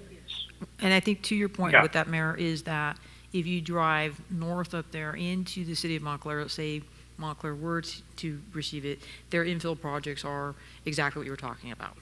So, yes, just to make, So there- just to yes, just to kind of so- validate your point. Mhm. If I may, I think that actually, and Nick can chime in as well. So that makes it actually even more which is a strategic, choice for the city to pursue the annexation, so that it has control over the type of development that's coming in. So, Mayor, you're absolutely right that we cannot foresee all these circumstances in the future. Of course, for our analysis, we have looked at historical trends and seen how projects have been joining or being annexed into the city on a historical basis. But trending forward, you're right. I mean, we have no control over what's going to happen. So the only prudent choice that the city might consider is to actually have control over the land use choices and the land use densities, etc. That it can control what type of development it can anticipate into the future. That's a policy implication. And I'm sure, Nick, you want to chime in on this? Yeah, just to say that, yes, that we can't model what we don't know in terms of what are the implications of the county making different development decisions and then the city annexing those already developed parcels at some future date, and what the valuations of those would be or anything. And that does speak to the policy issue of we're talking about, okay, this is what happens to the general plan, but there's also costs to inaction, if you will, and that speaks to the mayor's point of then something that came out of our discussions with the steering committee is the importance of controlling the city's destiny in this area, if you will, versus letting the county do it and then the city just picking up the pieces. And so there are costs to that are not easily quantifiable, because they are hypothetical situations. So that's why we want to essentially have a eyes wide open approach to the council and saying, okay, we can annex little bits and pieces, we can annex the whole thing, here's the dollars and cents behind it, but that doesn't necessarily mean it's going to play out that way over time, depending on what policy decisions the council makes about land use in the future. And I think as we move forward, I'm not sure after today how we go into the next steps, but one thing that we need to really cover is, because the county does not collect diffs, and if we annex this area, even if they did collect diffs, there's no guarantee that we would get that money. There are off-site improvements that have to be done eventually to accommodate the sphere of influence, and it's going to impact us, storm drains, that sort of stuff. And the county is ignoring all of that. Parkland, any public facilities that we need, a police annex or whatever, community services, they don't consider any of that. Street lighting districts, landscape maintenance, none of that is considered when the county develops. They just look at that little point of time and get the development fees from that, and they're gone. So I don't know how we quantify that, but I think we at least need to have footnotes where, as we're moving forward after today, we need to keep that sort of thing in mind. Yes, so that's actually the next couple of slides that Bravish is going to move into on his presentation, is that we did some initial calculations of capital expenditures that we believe would be necessary in the sphere areas. Right. So the two major cost categories that we see with implications are the street improvement costs and the sewer system costs. And this was obviously done in 2019. So this needs also to be looked at carefully under current circumstances. We estimated a total of around 48 million in street improvement costs. These are capital costs. These are not O&M, which we were discussing so far. So these are capital costs. So these need to be financed. So there are 48.4 million, 48.5 million costs associated with street improvements for the North SOI, and 35.4 million for the South SOI. So together, 84 million of street improvement costs, capital costs, under the current standards of the city. Sewer system costs, again, a total of around 5.4 million, broken down by 4.7 for the North SOI and around 650,000 for the South SOI. So those are two major capital cost categories that we identified in our engineering study that's also included in the packet that you all have there. And then further on, we also looked at other infrastructure costs. Now here, the water system is, from user fees. So it's the water system is obviously the MVWD, the Monte Vista Water District, is responsible for water. Currently, I mean, at least in our analysis, we didn't have any recommendations for storm drainage.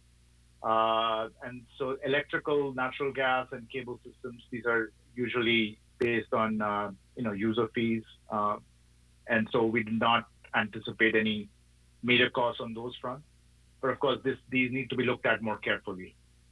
So, so that, these are some other slides that we added as background to our analysis. But that brings me to the end of my presentation. And any questions, further questions? Okay, any questions from council members?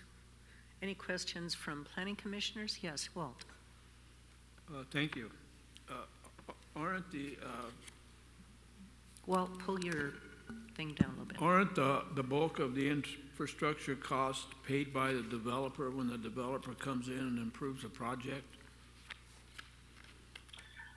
Well, that's right. So for that, we do have to look at financing. The developments need to pay for their share of the infrastructure costs, and those are financed through multiple means. And I can give you an example, actually, of different ways in which these costs are covered.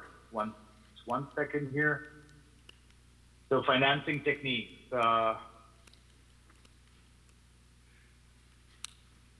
So I'll go through this. These are the different financing options that the city can explore to finance the improvements. Bravish, if that's part of our binder, it would be helpful, I think, for us all if you would tell us where to find that so that we can look at it later as well. Sure. I think, Warren, was this included in the original binder? Let me just see. I think a discussion of the financing techniques can be sent to you, Mayor. I don't think it's part of the binder right now. Okay, I think that's something that we would all like to have. Yes, and I think that's something we can do pretty easily, right. For sure. I'm sorry, Bravish, if I could jump in here real fast. To kind of put some brackets around Walt's question is that, yes, if a property were to develop, they have to extend services. The extent to which they would extend services depends upon their location to those services. So if you had a a property that there was a storm drain in the street along its frontage or maybe across the street, and you had sewer in that street, then the improvements that they would be required to do would be generally confined to their frontage because those utilities are available. But let's say that the property proposed to be developed didn't have a sewer line adjacent to them, but maybe it was a half mile away.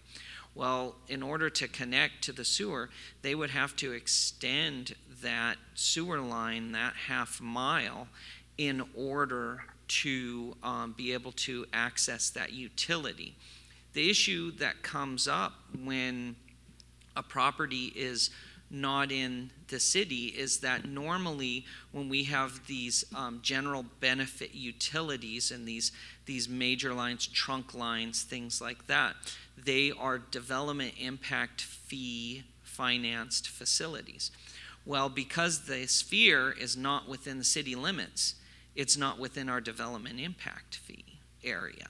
So the city cannot charge diffs generally unless we allow this extraterritorial service agreement. In the sense they're financing that. Now, we are updating our sewer and storm drain master plans. One of the reasons storm drain wasn't considered is because we didn't have a good idea of what would be needed for storm drain. Well, city's updating its storm drain master plan, so we'll have a really good idea of what diff facilities for storm drain would be needed in the sphere very soon, as well as our sewer master plan.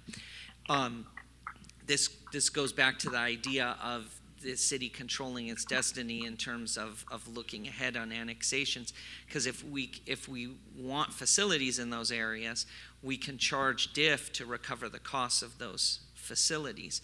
But if they're working in a different framework in the county is generally not charging all of those fees. They have a transportation fee that they charge. But the city generally wouldn't be able to recapture that if we annex other territory. So the idea of development is complicated by the fact of where is that development? Does it happen adjacent to our boundary or does it happen away? Now, state law, going back to LAFCO and how the boundaries are drawn, everything, one of the charges of LAFCO is LAFCO doesn't want leapfrog development, because the state says we don't want leapfrog development. What that means is you have an urban area, an urbanized area, and then you have open space or agricultural area, and then you have another pocket of urbanized area, and then you have one, and then you have another, because that is inefficient in the delivery of services. And so that's one of those components that goes into more the philosophy of development in county areas, unincorporated areas, or sphere areas, and how they can be joined into an adjacent city. So bottom line, if the city is in control, we can charge those development impact fees, accumulate the money, and then put in the storm drain or whatever it happens to be. If development continues happening in the sphere by the county, none of those diffs are collected to help us. So let's say there's a big section of the county that develops as county, and then we have to annex that area. It may impact us, but we're not getting any money to help offset that. So we may have to go in and enlarge storm drains or put in connections, and no one's going to fund that. That has to come out of our general fund, because the county does not look ahead and plan for these kinds of things. Thank you.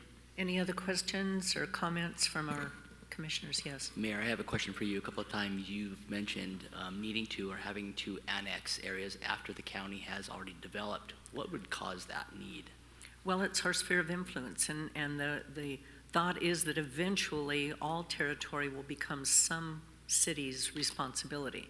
That's our sphere, so someday we will annex those areas. I don't know what the trigger point is, but it doesn't stay county forever. It either incorporates into a city like Eastvale or Jurupa Valley, or it goes into an existing city. But I don't know what those triggers are. Nick, do you know what those triggers are?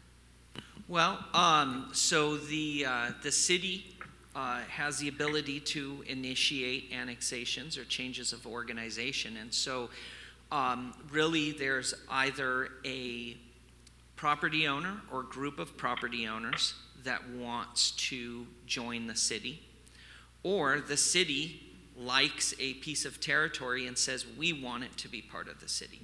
So those are really the two drivers of the incorporation. And so that's where we'll get into policy direction from the council at a later time. Is some cities are very aggressive about pursuing annexations. Other cities are very standoff about pursuing annexations, and then there's a whole bunch in between. Some areas are more responsive to citizens that want to incorporate pockets because they want better services, and then there's other areas in the county where citizens have specifically said, we're special, we want to stay county, leave us alone, and they're surrounded by cities. So it's really a question of the will, the political will of the residents and of the councils adjacent. Can a city refuse to annex an area? Let's say a great portion of the sphere develops and it's a mess, and there's no parks and there's no planning and it's hodgepodge. And can the county make us annex that? Can we refuse to annex it? That's a really good question. And you don't know the answer. That's a really good question. I think Fred, yes. Yeah, essentially, if there is a property owner petition to annex, we could oppose it at the LAFCO process, but ultimately LAFCO has the final say, and if the criteria are met, we could be facing annexation even over our objection. The one additional issue I wanted to emphasize is from a strategic standpoint, and this was brought up last week when Nick presented on the housing element. The RHNA, the Regional Housing Needs Assessment, is upon us, and it's not only impacting the city of Chino and every other city, but counties as well. So all of this discussion about cost to provide services, et cetera, the county's facing this large allocation of housing units that it has to put somewhere. And from a strategic standpoint, they may want to place them within our sphere, so the city may want to get ahead of that and plan it in a more orderly fashion, so that we can plan for the infrastructure improvements as well as some of these costs that would happen if the county just starts placing a lot of high-density projects there. So it's something to also keep in mind because that 6th RHNA cycle is upon us. I'm glad you brought that up, because so the county could technically just dump a bunch of units in that area. And Mayor and Fred, I'm not sure if this is the appropriate time to ask, but I did have a question in regards to RHNA numbers. If we were to annex the entire SOI, does that increase our RHNA requirements?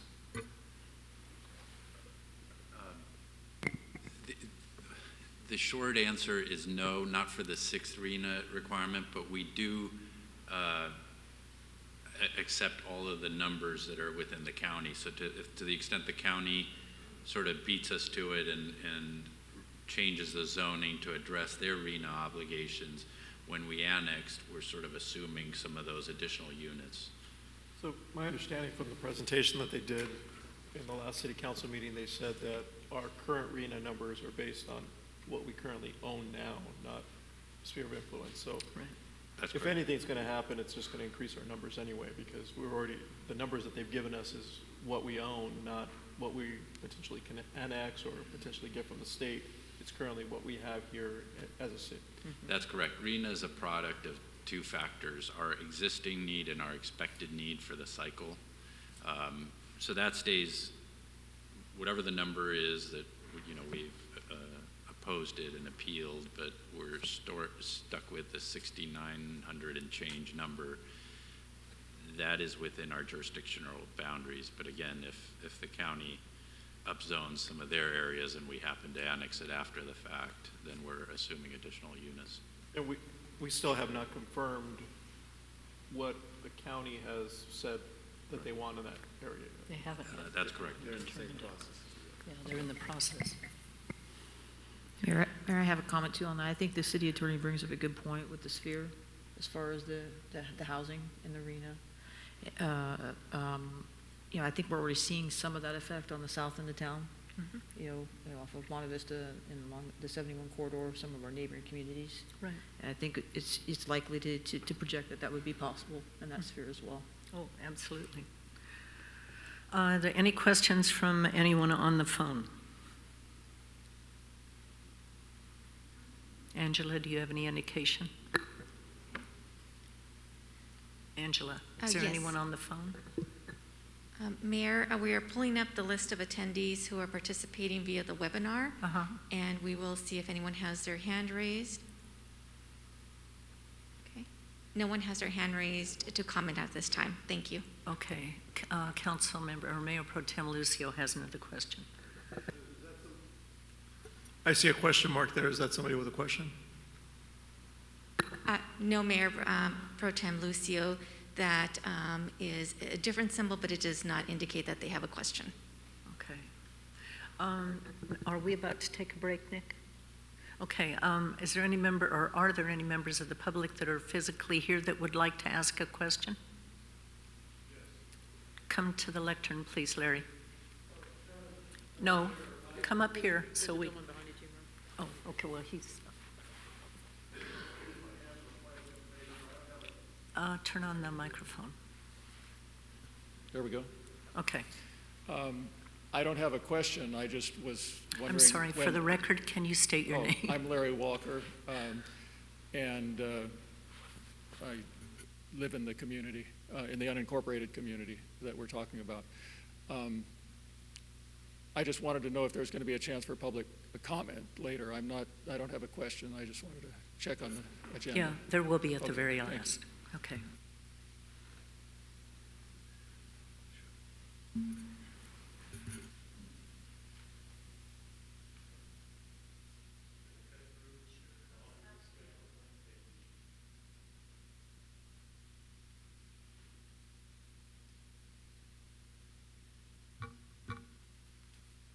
So I don't really have any questions, but I do have some concerns that Sir, I'd like to. Can you state your name? Yes, I Otherwise, will. the people on the phone don't know who's up. Yes, my name is Vince Otis. I was actually a member of, I participated in the study. I was a member of the committee that performed this study. Longtime resident of Chino, concerned citizen, taxpayer, and all of the above. And so the questions that I bring to the table are, and just be reminded that I participated in the project, the Francis Estate project.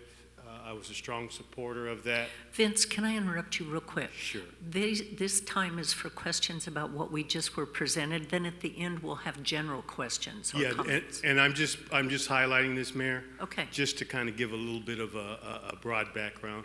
Okay. And I'll get right to like I said, they're not really questions, they're just concerns. And again, as a committee member and as a citizen of the city of Chino. Some of the questions, some of the things that concern me are, why would those folks that live in those county areas at this point want to give up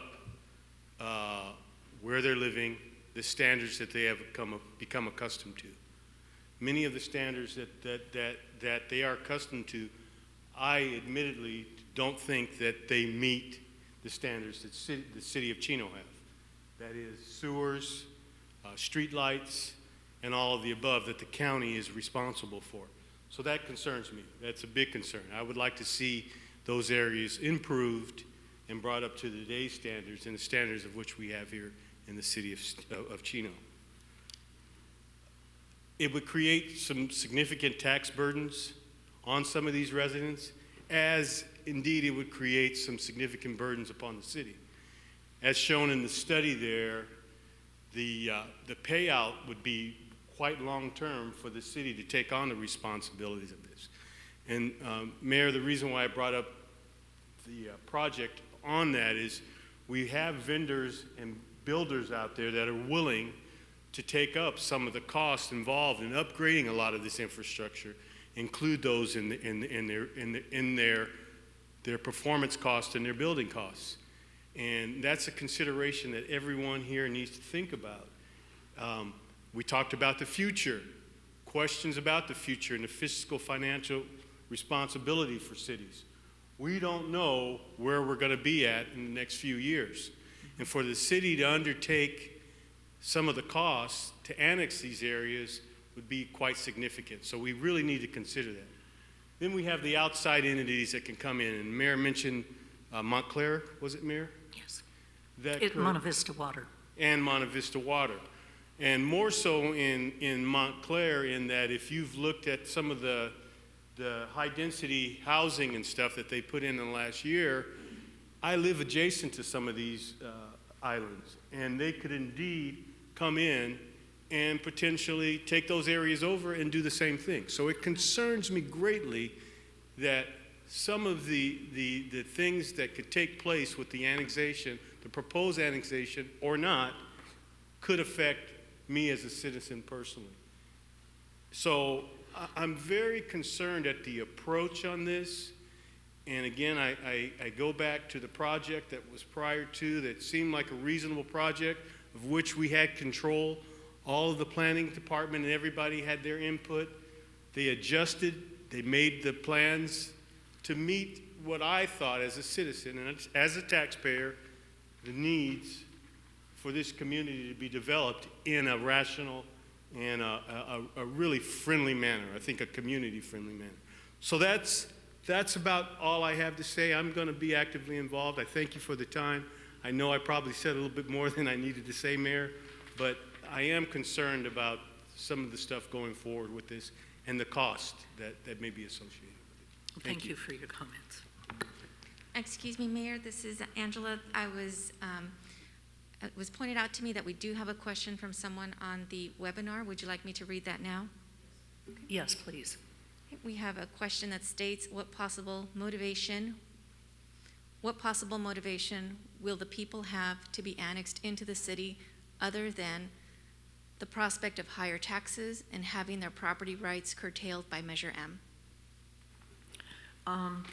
That, of course, will be probably discussed in future meetings, but right now, initially, the people in the county have no control over what the county chooses to develop within their sphere of influence. So I'll go back to about 35 years ago when the north area of Chino was annexed. The reason why the people in that area decided to annex was because the county was ignoring the desires in that area. Everything in that area had been horse property, 1 acre, 5 acre parcels, and a developer came in and bought a chunk of land, bought up the houses there and the land, and built very high density condominiums. It's called Seneca Village. The landowners in that surrounding area were aware that they had virtually no say in what was going to be developed around them, and so everyone got together and actually petitioned to be annexed into the city so that they could have a say in the development. And what that did was it saved much of the larger lots and then appropriately zoned land that was next to the condominiums, stepping down the density so that it would be compatible with the larger lots. So if the area decides to stay in the county, they virtually have no say in what's going to be developed next to them because the county usually does not, they're not sensitive to the needs of the current landowners. Also, there's no guarantee that improved services will be offered to neighbors of developments where the city does encourage and sometimes require development in infrastructure that's not just associated with that particular development. Taxes do not go up because of annexing into the city because we do not have city bonds that are put on property. So the taxation that's on those properties, and correct me if I'm wrong, but I think I'm right, taxation on those properties do not change. What would change is the waste hauler, of course. It's mandated that we go with one waste hauler. But fee-wise, taxation-wise, it would not change. But it depends on what the people in that area want. But that will be discussed, obviously, in the future in more detail.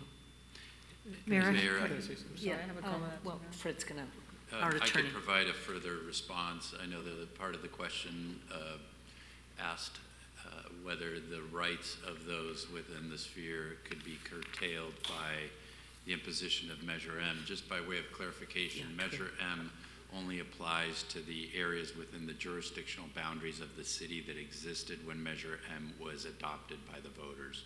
So to the extent the city has annexed property following the adoption of Measure M, for example, the preserve, those properties are not part of the Measure M restrictions. Now, having said that, voters can, after annexation, can always seek to amend Measure M to expand its reach, but without that election, Measure M, it would not apply to the sphere. One other point too along those lines.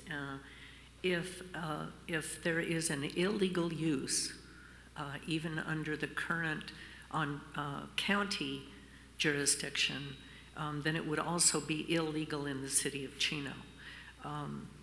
So if there are non-conforming illegal uses in the county that have been not really allowed to continue, but the county has not done enforcement, the county could do enforcement, as could the city of Chino, if there's an illegal use. And to piggyback off of what the mayor was saying, is as far as what the county is allowing to be built in these areas, the good examples, there's currently a temple that's being that was proposed and has been approved by the county to be built, which is outside of what was supposed to be built in that area and against the residents' desires, but it's still moving forward. Another thing was an assisted living location, which none of the neighbors wanted, but was approved by the county. Those are just two examples that are currently on their way that were not something that the residents wanted, was not consistent with the general plan, but was approved by the county and is moving forward. Mayor, that's my comment, as well as stated by Mayor Pro Tem Lucio, is there is always concerns when we go to annex some property, not necessarily with the taxes, but we talked about this earlier with the assessments by those residents. But I think what we're trying to touch on here, including what Mr. Otis talked about, for those residents, the thing that is talked about in most general plans is the issue of conformity, in developing those areas. And, by explaining to people how they can have some control over being annexed into the city, of the conformity of their neighborhoods as they develop in the future, I think is one of the strongest selling points. Are there any other questions, Angela? Thank you, Mayor. Yes, we have just one more. Okay. Isn't this all a waste of time if they won't vote to be annexed? Well, we had a conversation at the last break about that. And it's kind of the proverbial horse, or cart or chicken and egg. Do you survey the area to see if people are interested in being annexed, not knowing what the costs or the impacts would be? Or do you do the study first and then find out the possibilities and then find out whether people want to be annexed or not? We chose to do an economic study to begin with, and then a further study on what possible zonings could be and what areas would be protected before actually contacting people in the area to find out if they would like to be annexed. Because a natural question is, well, what is the land use going to be? What are the costs going to be to me if I annex? We couldn't answer that if we didn't do this study first. So we chose to do the economic study and then the details on possible land uses and that sort of thing before we survey the people so that we would be able to give them information. Any other questions? No? Okay, then we will take a short 10-minute break and then go to the next section. So now is the time for the general public to address the council on this item of sphere of influence. So Mr. Walker, you said you had some comments?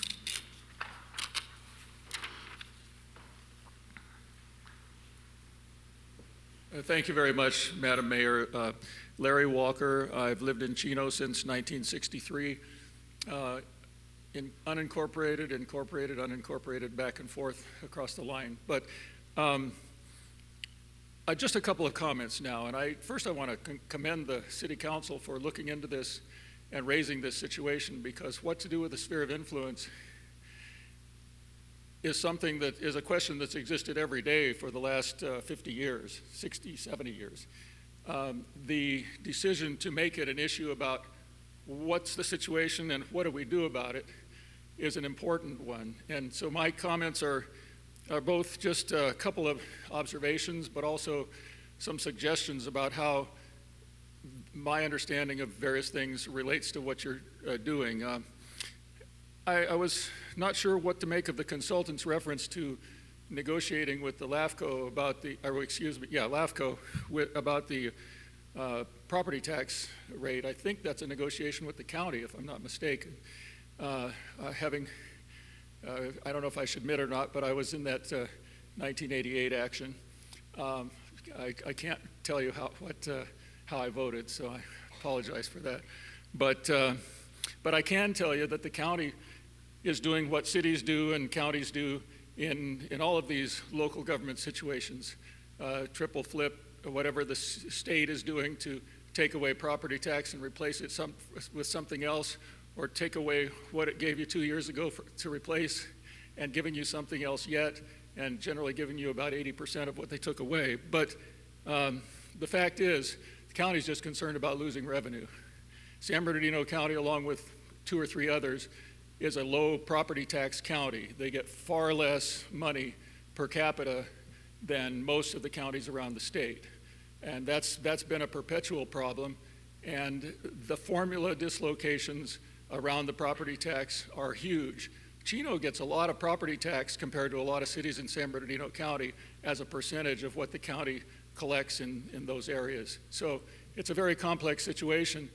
And putting something up there that says you're going to get 10.8% of the revenue, when that's all of it, seems unrealistic. In fact, my recollection is what the county did back in 1988 was adopt a fixed percentage, because the board got tired of having staff negotiating a new deal with everybody that came through the door, and some people would get better deals and some people would get less good deals. And so it was perceived of as fairer to have the same deal for everybody. So I don't know how much I'd count on that 10.8% as opposed to the 5.4%. And there's 2 of your scenarios. But the status quo is an important question, and I'm going to echo the mayor on one, but my suggestion would be, if you want to talk about the status quo literally means what is today. And what is today is a history of dozens of annexations that have taken place over the last 10, 20, 30 years, pick your number, and go back and look at those areas, as the mayor has invited us to do in that one area of North Chino.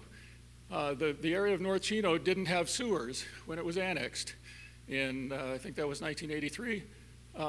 In fact, they were on septic tanks, and most of the lots were 1 acre, or a lot of the lots were 1 acre lots in that area, so septic tanks were certainly considered safe at that time. I think they're still being allowed. I'm not sure what the county's allowing. I think perhaps far more dense than that.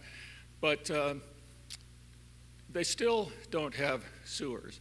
Some people were able to connect because they were on Vernon Avenue where there's a pipe and you can connect there. Some people in the tract between Vernon and Benson got a letter from the city back in, I would say, the late 80s. It said, hey, we're thinking about putting sewers in. To do it, we're going to need to charge you so much, I don't know if it was a front foot or so much a household or whatever. And I voted yes and mailed my paper in. Not many other people voted yes. So they still don't have sewers. And that's the way it happens when you don't have sewers in the city. And that's the way it happens when you don't have sewers in the county. So to act like the cost of providing sewers is going to change $1 because of an annexation is perhaps inconsistent with the actual experience of the people of Chino. Monte Vista Sewers, Monte Vista is not building a sewer system. They're not proposing to build a sewer system. They're proposing, I believe, to receive sewage through the local system and connect it to the Chino system at the nearest opportunity, nearest physical opportunity. That's the way that they would provide sewers in that area. So saying, well, Monte Vista's going to handle it, so we don't need to worry about it, ignores the fact that if they're putting sewage into your system at point X, you need to know how much is going in there and where it's going in your system and whether you're prepared to handle that volume. And if they increase the volume, it's going to be just as bad as if you increase the volume because it's coming into your system. And if your system's not ready for it, that's a problem. The developer impact fees have been mentioned and are extremely important. But the fact of the matter is you can pull out the records of the last 20 annexations in the unincorporated area and see what they had before the annexation and what they had after. I remember an island annexation. We put in for 4 island annexations in 1979. The county yanked 3 of them. One of them, I believe, was the one on Taft and Adams on the southeast corner of Francis and Monte Vista. And they still don't have curbs and gutters, and they still don't have sewers, and they're much more dense than 1 unit per acre. And life has gone on in that area pretty much like it was before. So this is the problem with taking all these impact numbers and throwing them in a model and showing us these bar charts that show that this is going to make a lot of money and this is going to lose a lot of money. Because the fact of the matter is, we have built a lot of roads in this community with federal grants. We have built a lot of roads in this community on 50-50 deals with the county, where there was a dividing line was in the middle of the street. There have been a lot of things that have been done outside the standard city finance system over the years. And to not account for that potential or to try to define how much that might be and give the general plan annexation model the credit for that kind of reduction of cost is to ignore reality. And it is to appear to load up that particular model with far more costs than have ever been assigned before. Let's look specifically at the roads portion of the costs you got up here. There are primary arterials. There are secondary arterials. There are all sorts of roads that are required that we're saying this area should contribute to. And the concept is because this area on a per capita basis needs to make its contribution to make sure that the city is not weighed down. But the fact of the matter is, look at those last 20 annexations and see what was required of each of them as they took out a little piece of the unincorporated area that existed at that time.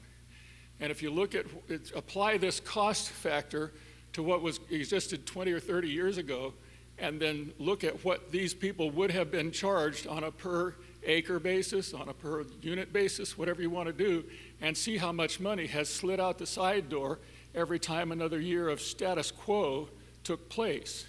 And the more people that are removed from the process, or the more acres that are removed from the process by these status quo annexations, the smaller base of acreage you have remaining to shoulder all these regional costs that were not assigned to all this status quo annexations as they occurred.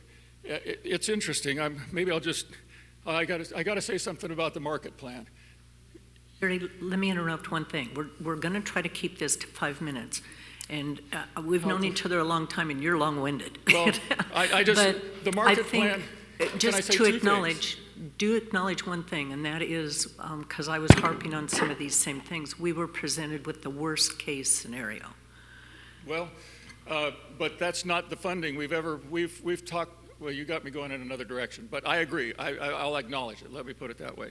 The market plan is not a plan for annexation. It's a plan to totally change the general plan. It's a blow up of the general plan. If you want to kill this thing tomorrow, just have your consultant reduce to a planning map the densities that are anticipated by the market plan, show it to the people in the sphere of influence, boom, you're done. You can take your poll then, and not one person will support annexation. So there's got to be a way to do it with the current general plan, or it's not going to happen. The problem in the area isn't that people don't think things are covered financially, it's that they don't trust the city to be consistent with its general plan. And frankly, their distrust is, well, you'll look at those last 20 annexations and you can decide whether they should trust the city or not. The irony is, and I'll end here, the irony is that at the very beginning of this thing, it was mentioned that LAFCO has a policy. Don't just take the good stuff, right? Don't just take the good stuff and leave the bad stuff out.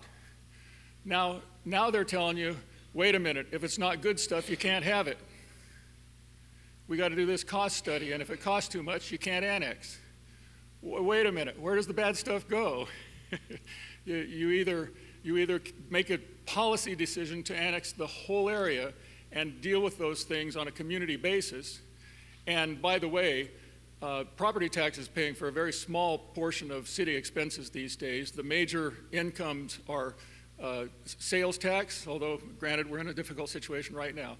Sales tax is generated by the people that live in this area, goes to the city, and serves the city's interests. And that's I think your number one source of financing.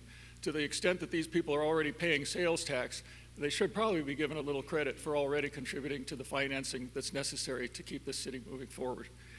Thank you very much. Again, a great process you're involved in here, and I look forward to continuing to work with you on it. Yes, Donna, I believe you wanted to speak. And if you would please give us your name. Okay, I'm Donna Marchese. I've lived in Chino all my life. I'm a third-generation Chino resident, and I've got some issues that I wanted to bring up. I have been talking to people for 5-6 years about why don't you want to be part of the city, and I've been collecting comments. These are the comments. I can't have or keep my animals. I can't park my boat, my trailer, my motorhome in the front or the side of my yard. I can't afford the new sewer hookup fee. I want to keep my RV storage income because some people have large lots, so they'll throw a couple motorhomes in the back. Zoning may change from my zoning to the current general plan. So we've been trying to tell them you need to annex into the city because you'll be able to vote for the city council. You'll have somebody to ask questions of and somebody to get help from. You'll have speedier police responses versus the sheriff. Everybody hates calling the sheriff. Noise ordinance. You'll have code enforcement and the police to help with noise. And I know our new police chief, not that the last one wasn't a great one, but he's already stopped one guy in my neighborhood from fireworks because I connected him with a gal and somebody went, knocked on somebody's door and go, naughty, naughty. So that's done. They'll have better code enforcement. Animals and zoning, I understand, will be grandfathered in. They'll have more control over development. Over by my sister-in-law, 71 and Chino Avenue, that's where that 3-story assisted living is going in on large residential animal properties. They're not happy with that. What I would suggest to the city is put something on letterhead from the city council addressing the reasons and explaining about the grandfathered in. Can you keep your motorhomes? What can you do? What will change? Get something that they can count on, not gossip, not what they think's going to happen. And I'll be more than happy to walk around and talk to residents and try to get them to annex in. We've been talking to people about other projects in the area, and I just did the census in 100-degree heat, so this will be a cakewalk. Another thing, when you're looking at the money, another thing to think of, just don't look at money, but look at quality of life in town. To bring more people in to try to break even doesn't give us a good quality of life. People that moved here that miss the animals because they're going away, miss the traffic because we've got bigger density places and a lot more people on the streets. They're not happy with the quality of life, how it's changed since they got here. And another thing maybe to negotiate with the county, too many Godfather movies, maybe a little twisting the arm. The county in my area on Yorba between Philadelphia and Francis, I know of 6 code enforcement projects. They're not getting anything done. Nothing stops. So maybe it would be nice to say, well, let us take this off your plate, help us annex this in, and you won't have to worry about this. Maybe that'll be a reason for them to let go and give you a little bit more money. So that's my 2 cents. Okay, thank you. Thank you, Donna. Anyone else that's here physically? Yes, Larry? My name's Larry Dalma. I live in Chino. I've only got 1 cent compared to these other 2. I just urge you to please, as soon as possible, annex it all in.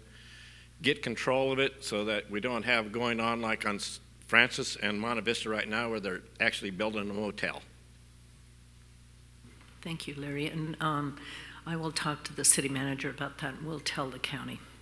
Anyone else who's physically here? Okay, is there anyone on line or on the telephone that has anything that they would like to ask or that have written? Angela, has anyone written anything?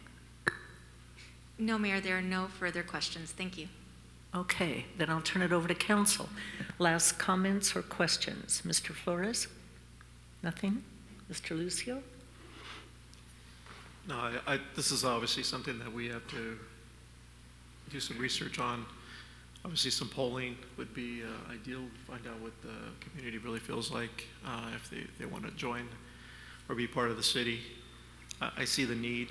Obviously, the community out there, the people that I've spoken to, they're not happy with the current services that they're getting as far as law enforcement. And some of the things that go on in the unincorporated areas, obviously it needs to be lit up. Anything that's dark the way it is in certain areas is not safe. But at the same time, I also am concerned about the costs. I know we don't have to go in there and immediately make new roads, but on the flip side of that, I also see the civil liability portion that we see from the city with a curb that may not be correct, or a sidewalk that's uneven and people trip and fall, then all of a sudden, because it's now part of the city, we are now responsible for the lawsuits that come along with it, and we get quite a few lawsuits. So in that sense, I'm also a little concerned about the immediate improvements that we will have to make, because as soon as we absorb that and make it part of the city, then that opens us up to the civil liability that comes with it.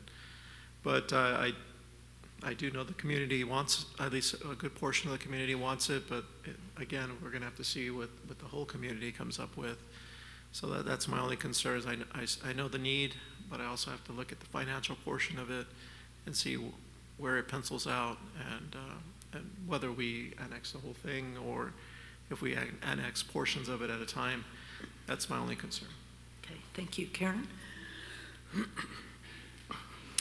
I agree with everything that's been said to this point. I think Ms. Marchese makes some great points, and if we don't get out and control our own narrative with some of our residents or potential residents in the future about what the city can offer them, then it's like anything else. When in my former life, if we didn't get out and talk about our narrative first, then somebody would make the story up for us. So getting clear, articulate information about what the benefits could be to annexation. Although I do agree with Mayor Pro Tem Lucio, there are significant costs associated with this, but this sphere has been the subject of concern and quality of life and future development in the city of Chino for quite some time. So Mayor, I want to thank you and city staff for organizing this study. I also agree with some of the comments made by Mr. Walker in that if you just look at it from a market-driven perspective, it is not appealing to anybody, I think, in those residents or here sitting at this table today. Then you talk about some of the concerns from Mr. Otis that lives, over there as a resident. And I think what we're trying to do here in this process is to come up with an amiable method in which to take on this area, but do it responsibly, not, overly burden, the city with future indebtedness, but also control the future of what our sphere looks like. I think that is the best way for us to have some say-so or we're going to be at the will of the projects that come piece by piece, through the county through a different method in which the county is already looking for a workaround in which to make that happen in the future through land use. So there are a lot of difficult challenges here with this, Mayor, and a lot of moving parts, but I think today was a very good step, so thank you very much. Oh, you're welcome, Karen. Mark Hargrove, Councilman Hargrove, you're on the phone. Do you have any comments or questions? Okay, I'm going to go on to Planning Commission. Angela, could you text him and see if he has any comments? Jody Moore. Thank you, Madam Mayor. Thanks for all the work of the staff for putting this together. My comments are more sort of prosaic around principle here. Hearing all this, it was quite sobering and humbling. The year of 2046 was put up there. I'll be 77 years old. And then the year of 2061 was up there. I will probably be with my Savior at that time. But my point is this. As decision makers, we are a decision-making body. It would be quite easy and more natural to make decisions for the residents in this room. But we also have to make decisions for those who will be here in 2061, the decisions that we make. And so it's just an interesting paradox, because it's not as much an either or, but it's sometimes a both and. What's the right decision for now, for the current residents, but what are the decisions that we make that will affect maybe my grandchildren that will be here in 2061? And so I just say, it's sobering and humbling, but we've got a great team here. I want to thank you, Madam Mayor, and the rest of the City Council for just the great decisions the decisions that you made, you guys made 20, 25 years ago, that puts us in a great position that we're in now. And now here I am at the table having to make decisions that will affect people 30, 40 years from now.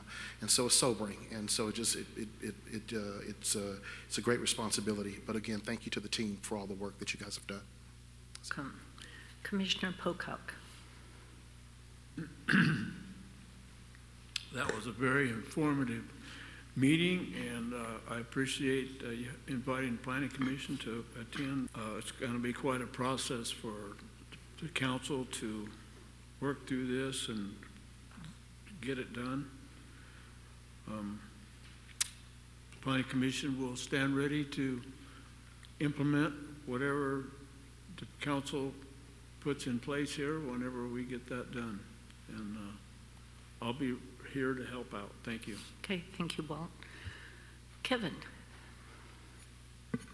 Thank you, Mayor Yulo. I just want to echo what Karen said in regards to being excited about us taking this next step in doing our due diligence for the sphere of influence study. I think that is very wise, and wisdom is needed in this time where we're making such a large decision for the future of our city. I too am concerned with the fiscal impact, and I think that a key component to that would be negotiating that 5.4%, which I think that we could do, and might be our next step. But I'm just excited that we are initiating this conversation. So I just want to thank City Council and my fellow commissioners, and to the community that attended this meeting as well. And that will conclude my comments. Thank you. Thank you, Kevin. And I see Steve Lewis, who's the president of the commission, is online. Steve, do you have any comments or questions? I just want to echo everything from the council and the commission, and very informative. I just want to say that, like Walt said, we'll be ready to help you out anybody at the Planning Commission, and that concludes my comments. Okay, thank you very much. Angela, did you hear back from Mark? I did, Mayor, and he has no final comments. Thank you. Okay, no final comments from Councilman Hargrove. I just want to say, I want to thank staff, and I want to thank our consultant for going through this. This has been quite an ordeal. And I do understand that we were provided with the worst case scenario. It would be impossible to try to put dollar values on items that we just quite frankly don't know. And I would imagine the options out there are enormous on what we can look at. But this does give us kind of a baseline worst-case scenario to start with. Our future is just as important as today. And it's critical that we look long-term on where we want to be, what we want to be surrounded with, referring to our sphere of influence. What do we envision for that area? Will there be a need for parks? Will there be, which there will. Will there be a need for any kind of schools? What will the streets need to look like? What kind of shopping will be available, if any, you know, with the changes today with going online shopping. But we need to try to be visionary in where do we want to be 20, 30, 40, 50 years from now and beyond, and do the best that we can, not having a crystal ball, obviously, with where we're going. So to me, we don't want to be short-sighted and look at just today and look at things in a vacuum with one development. Is that street going to be okay? We need to broaden that, and how is that street, that development going to impact everything around it? We want neighborhoods that are cohesive. We want neighborhoods that fit together well, you know, and are not in conflict. You don't want a three-story building right next to someone who has a pool and a beautiful backyard and wants privacy. So I think this has been a good process. Larry, you had a good idea about looking at prior annexations, and that was kind of what I had hinted to as well. Like in the north area, we still have streets that are not improved. There's only a few people that have hooked up to the sewer, and that's because we paid for it. The city did not. Most of the people are still on septic tanks. So to think that we're going to annex an area and there's going to be massive improvements and massive expenses right away is not practical. Like you mentioned on Taft and Adams, I mean, that area is still, much of it is dirt with no sidewalks, and the people are perfectly happy living like that.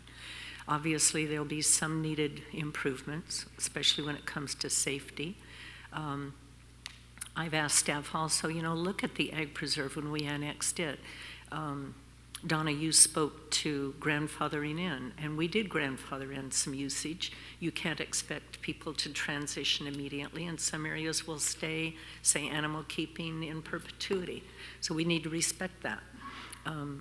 Items that are absolutely illegal now, even in the county area, obviously cannot continue.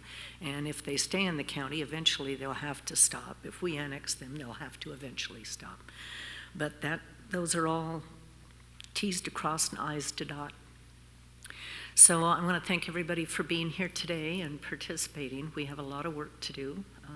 Staff has some enormous challenges before them, but there's no doubt in my mind that we'll make good decisions. We have many, many people who care deeply about this community, and will do what's right. So Matt, do you want to talk to us about our next steps? Yes, thanks, Mayor. So there were several parking lot items, that's what I refer to them as, items that we're going to come back and research. For example, the question that you asked, Mayor, about what have other cities negotiated. So we've kept a list of those items. There was also discussion about a survey, and if the council's comfortable with that, we'll start working on that, but we would need that type of direction from the council. But at this point, our plan is to follow up with the questions you have up there. And then if the council wants us to start, you know, the process of doing a survey, at least getting a consultant on board to perform that survey, we need that direction. Okay, well, I would encourage all of us, all those that are here and maybe those that are listening online, if you have any questions that weren't answered or want to make sure that we consider that in the future, please get those questions to you, Matt, or to Nick, okay, to Nick Ligori. And his email address, Nick, you want to give people your email? Sure, it's nliguri@cityofchino.org. We also have a section of our webpage set up that has the sphere study on it, and we have a comment email that's on that. I believe it's SOI at Chino. Yeah, it's SOI at cityofchino.org, which is way easier to remember than my email address. True. So SOI at cityofchino.org, and those emails come to me. So so that's a really good way, and a lot of people out there, they have my phone number too for work, so we can address comments and questions that way as well. Okay. I do think in light of what's been brought up about RENA numbers and the council, and then also the sewer study going on with Monte Vista, I think we have some items in front of us that need rather quick reaction. So I would encourage staff to figure out how we get back together quickly and move forward with this. I know your plate is very full, Nick, you know, with the housing element and everything else, but I know, yeah, jiggle the balls in the air. I know, I understand. But I do think this is a very critical, timely matter that we need to push forward. We've delayed it a couple of years because of the COVID and some other things that have happened, but we can't delay it any further. I think we need to push forward, okay? So I would imagine as we establish the next timeline, we will advertise that, get that out. And I want to thank everybody for participating today. Thank you, commissioners. And we will push on. And with that, we are adjourned to our next regular meeting that will be held on February 2nd at 7 o'clock in council chambers with closed session at 6 if necessary. And also the next meeting of the Planning Commission will be a special meeting held on Wednesday, February 17th at 7 o'clock in the council chambers. With that, I will adjourn both the council and the commission.